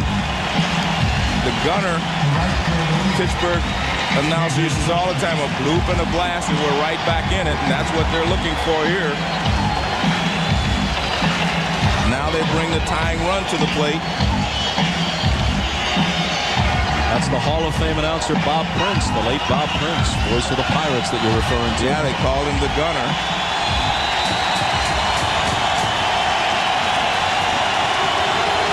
Piniella wants to talk to his closer. And I think what Piniella wants to do is make sure Sasaki knows, hey, you're down towards the bottom of the order. Justice is a tough hitter. Do not go after him with just the fastball. See, the bullpen is empty. He wants Sasaki to use all of his pitches here. He went after Bernie Williams with a fastball, and he ended up giving him a base hit. So what they want to do now is make sure that he uses all of his pitches. To Justice, he wants him to throw the splitter. He wants him to throw some breaking balls and mix that in with his fastball. Waiting just a few hitters away, and Piniella must be aware of this, is Jorge Posada, who in 3 at-bats this year against Sasaki has 2 hits, and both of them were home runs.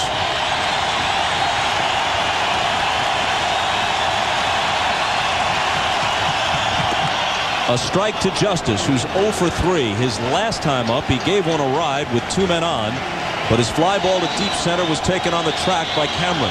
There's Posada hoping for his chance. That was a great pitch there by Sasaki to start Justice off, fastball knee high and away.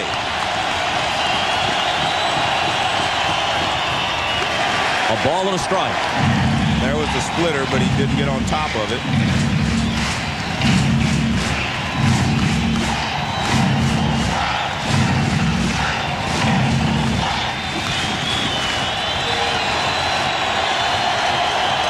Tino Martinez on deck, and then Posada.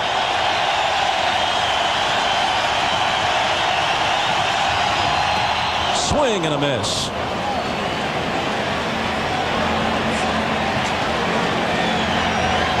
And this is what Lou Piniella wanted him to do. That's a splitter. He wants him to throw his best pitch in this situation.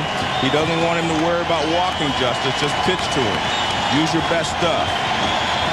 Although he would like for that pitch to be down a little bit.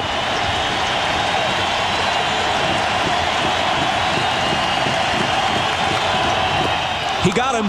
And that was you have to give Joe Oliver a lot of credit there. he gave him the motion, make sure you bounce this ball, get it down. He had thrown a couple of splitters, but they had stayed up. Now watch him right here. He gives you the motion right there. I want it down. Well, it was a little earlier than that, but he actually gave the motion, make sure you get the ball down. And he makes a good pitch. The 13th Yankee to strike out tonight.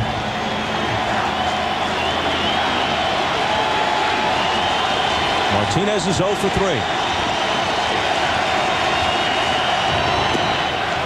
Strike 1 to him. Olerud is playing behind Bernie Williams at first base. Well, a lot of people say, why doesn't Bernie run? Well, if you take off and run and he hits a line drive, the game is over. So you want to give your hitters as much chance as possible to hit the ball out of the ballpark and tie the score.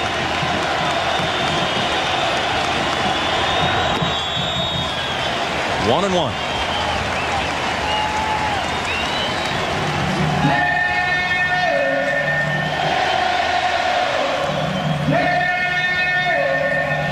Posada will be next, barring a double play.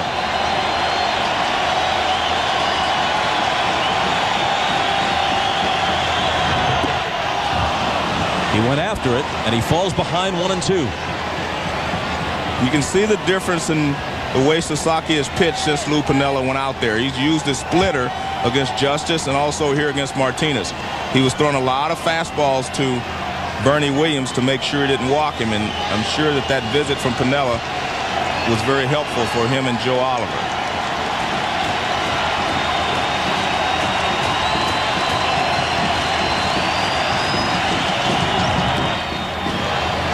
Foul back, and it holds at 1-2.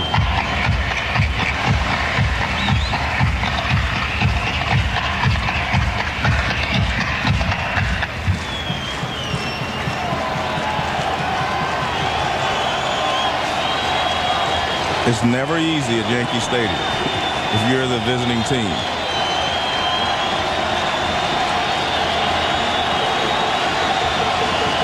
And the tension showing on Sasaki's face. Line drive. It gets by Rodriguez. The tying run is at first, and the winning run will come to the plate in the person of a guy who has worn Sasaki out. That was good hitting there by Tino Martinez. Here's a splitter. Look at that. That's almost on the ground, but he doesn't try to pull it, and he just lines it back through the middle for a base hit. Great hitting. Your attention, please. Ladies and gentlemen. Great effort there by Alex Rodriguez, but it goes on into center field. Number 13, Jose Martinez, after doing his job with the single, is taken out, and Jose Vizcaíno will run for him at first base. Jorge Posada. Posada had 28 home runs this year. 2 of them off Sasaki.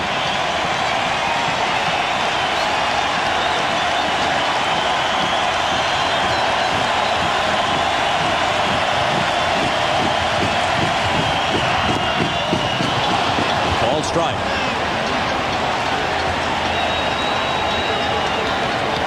One thing Sasaki has done is when he needs a strike with the splitter, he's thrown it up. And then he gets ahead of you and he tries to make it the bottom fall out of it down below the knees.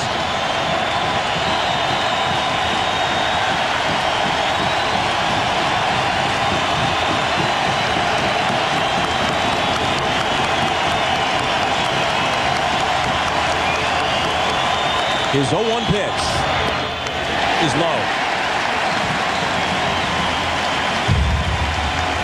For all of Sasaki's success, and it has been considerable, and for all the respect due to the quality and history of Japanese baseball, these are not the Nippon Ham fighters he's facing. These are the Yankees in Yankee Stadium. He has never faced a spot quite like this.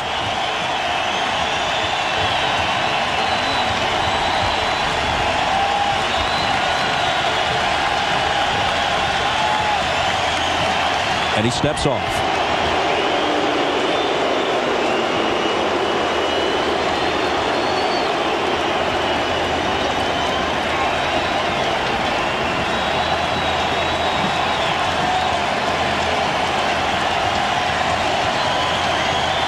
Williams at second.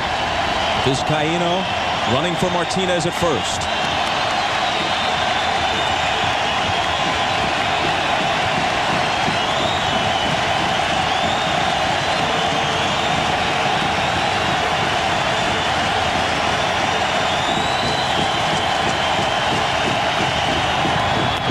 And a line drive down the right field line. That's foul.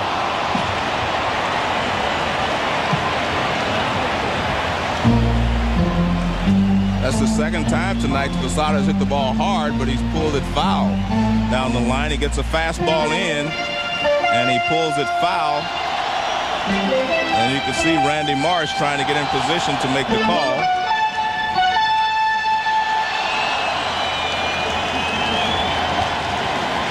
On May 5th, here at Yankee Stadium, Posada hit a 3-run, bottom of the ninth, walk-off game-winning homer against the Orioles' Mike Timlin.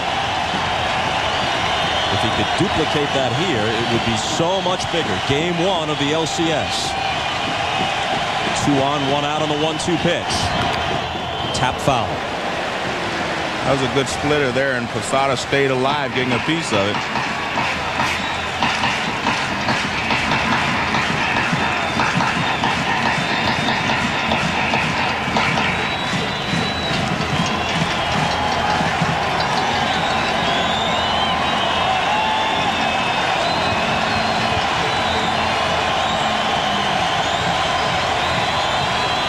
Posada steps out.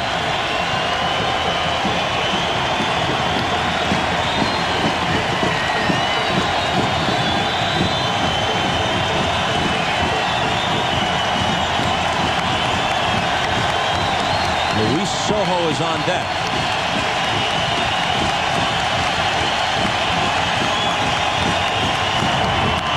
And here's a ball hit in the air to right. Ibanez calling. That's the second out.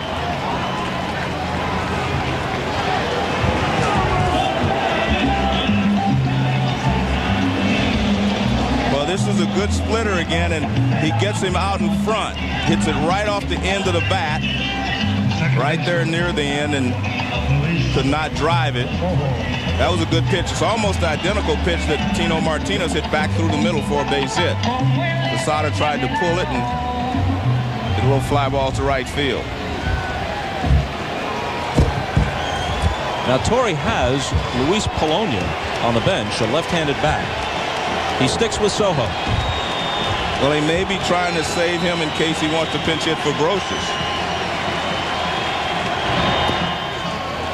Because Sojo does have 2 base hits in this ball game.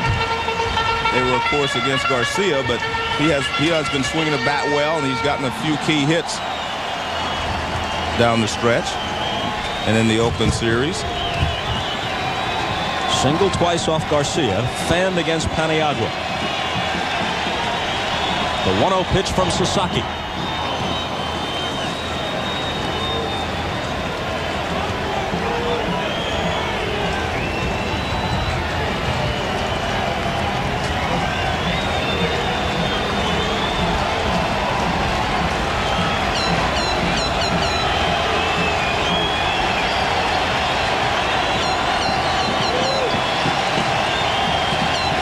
Runners lead from first and second, and the 1-1 pitch is sliced foul. Another good fastball from Sasaki. So you can throw your fastball. He spots it well, so he can throw you fastballs to get ahead, and then he tries to get you to chase the splitter.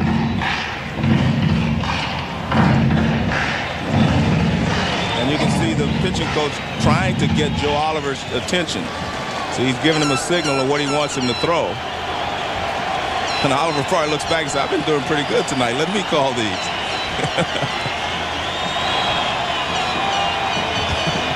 And Oliver is known as an excellent handler of pitches. Exactly.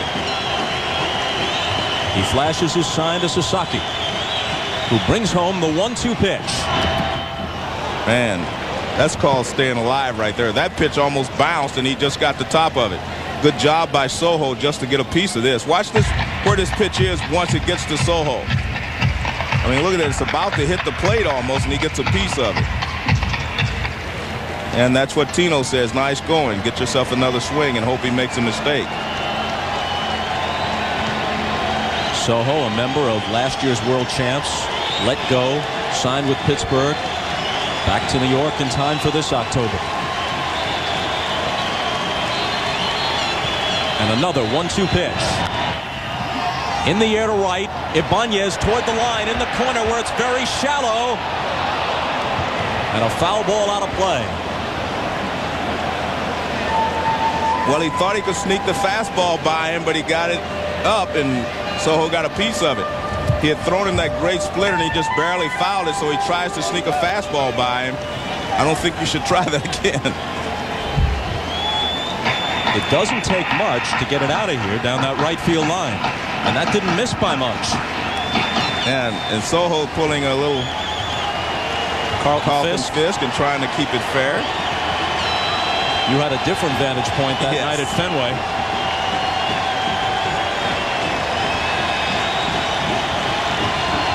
Sasaki from the belt to the plate. And a line drive to center. Cameron says, I'll take it. And Seattle will take game 1.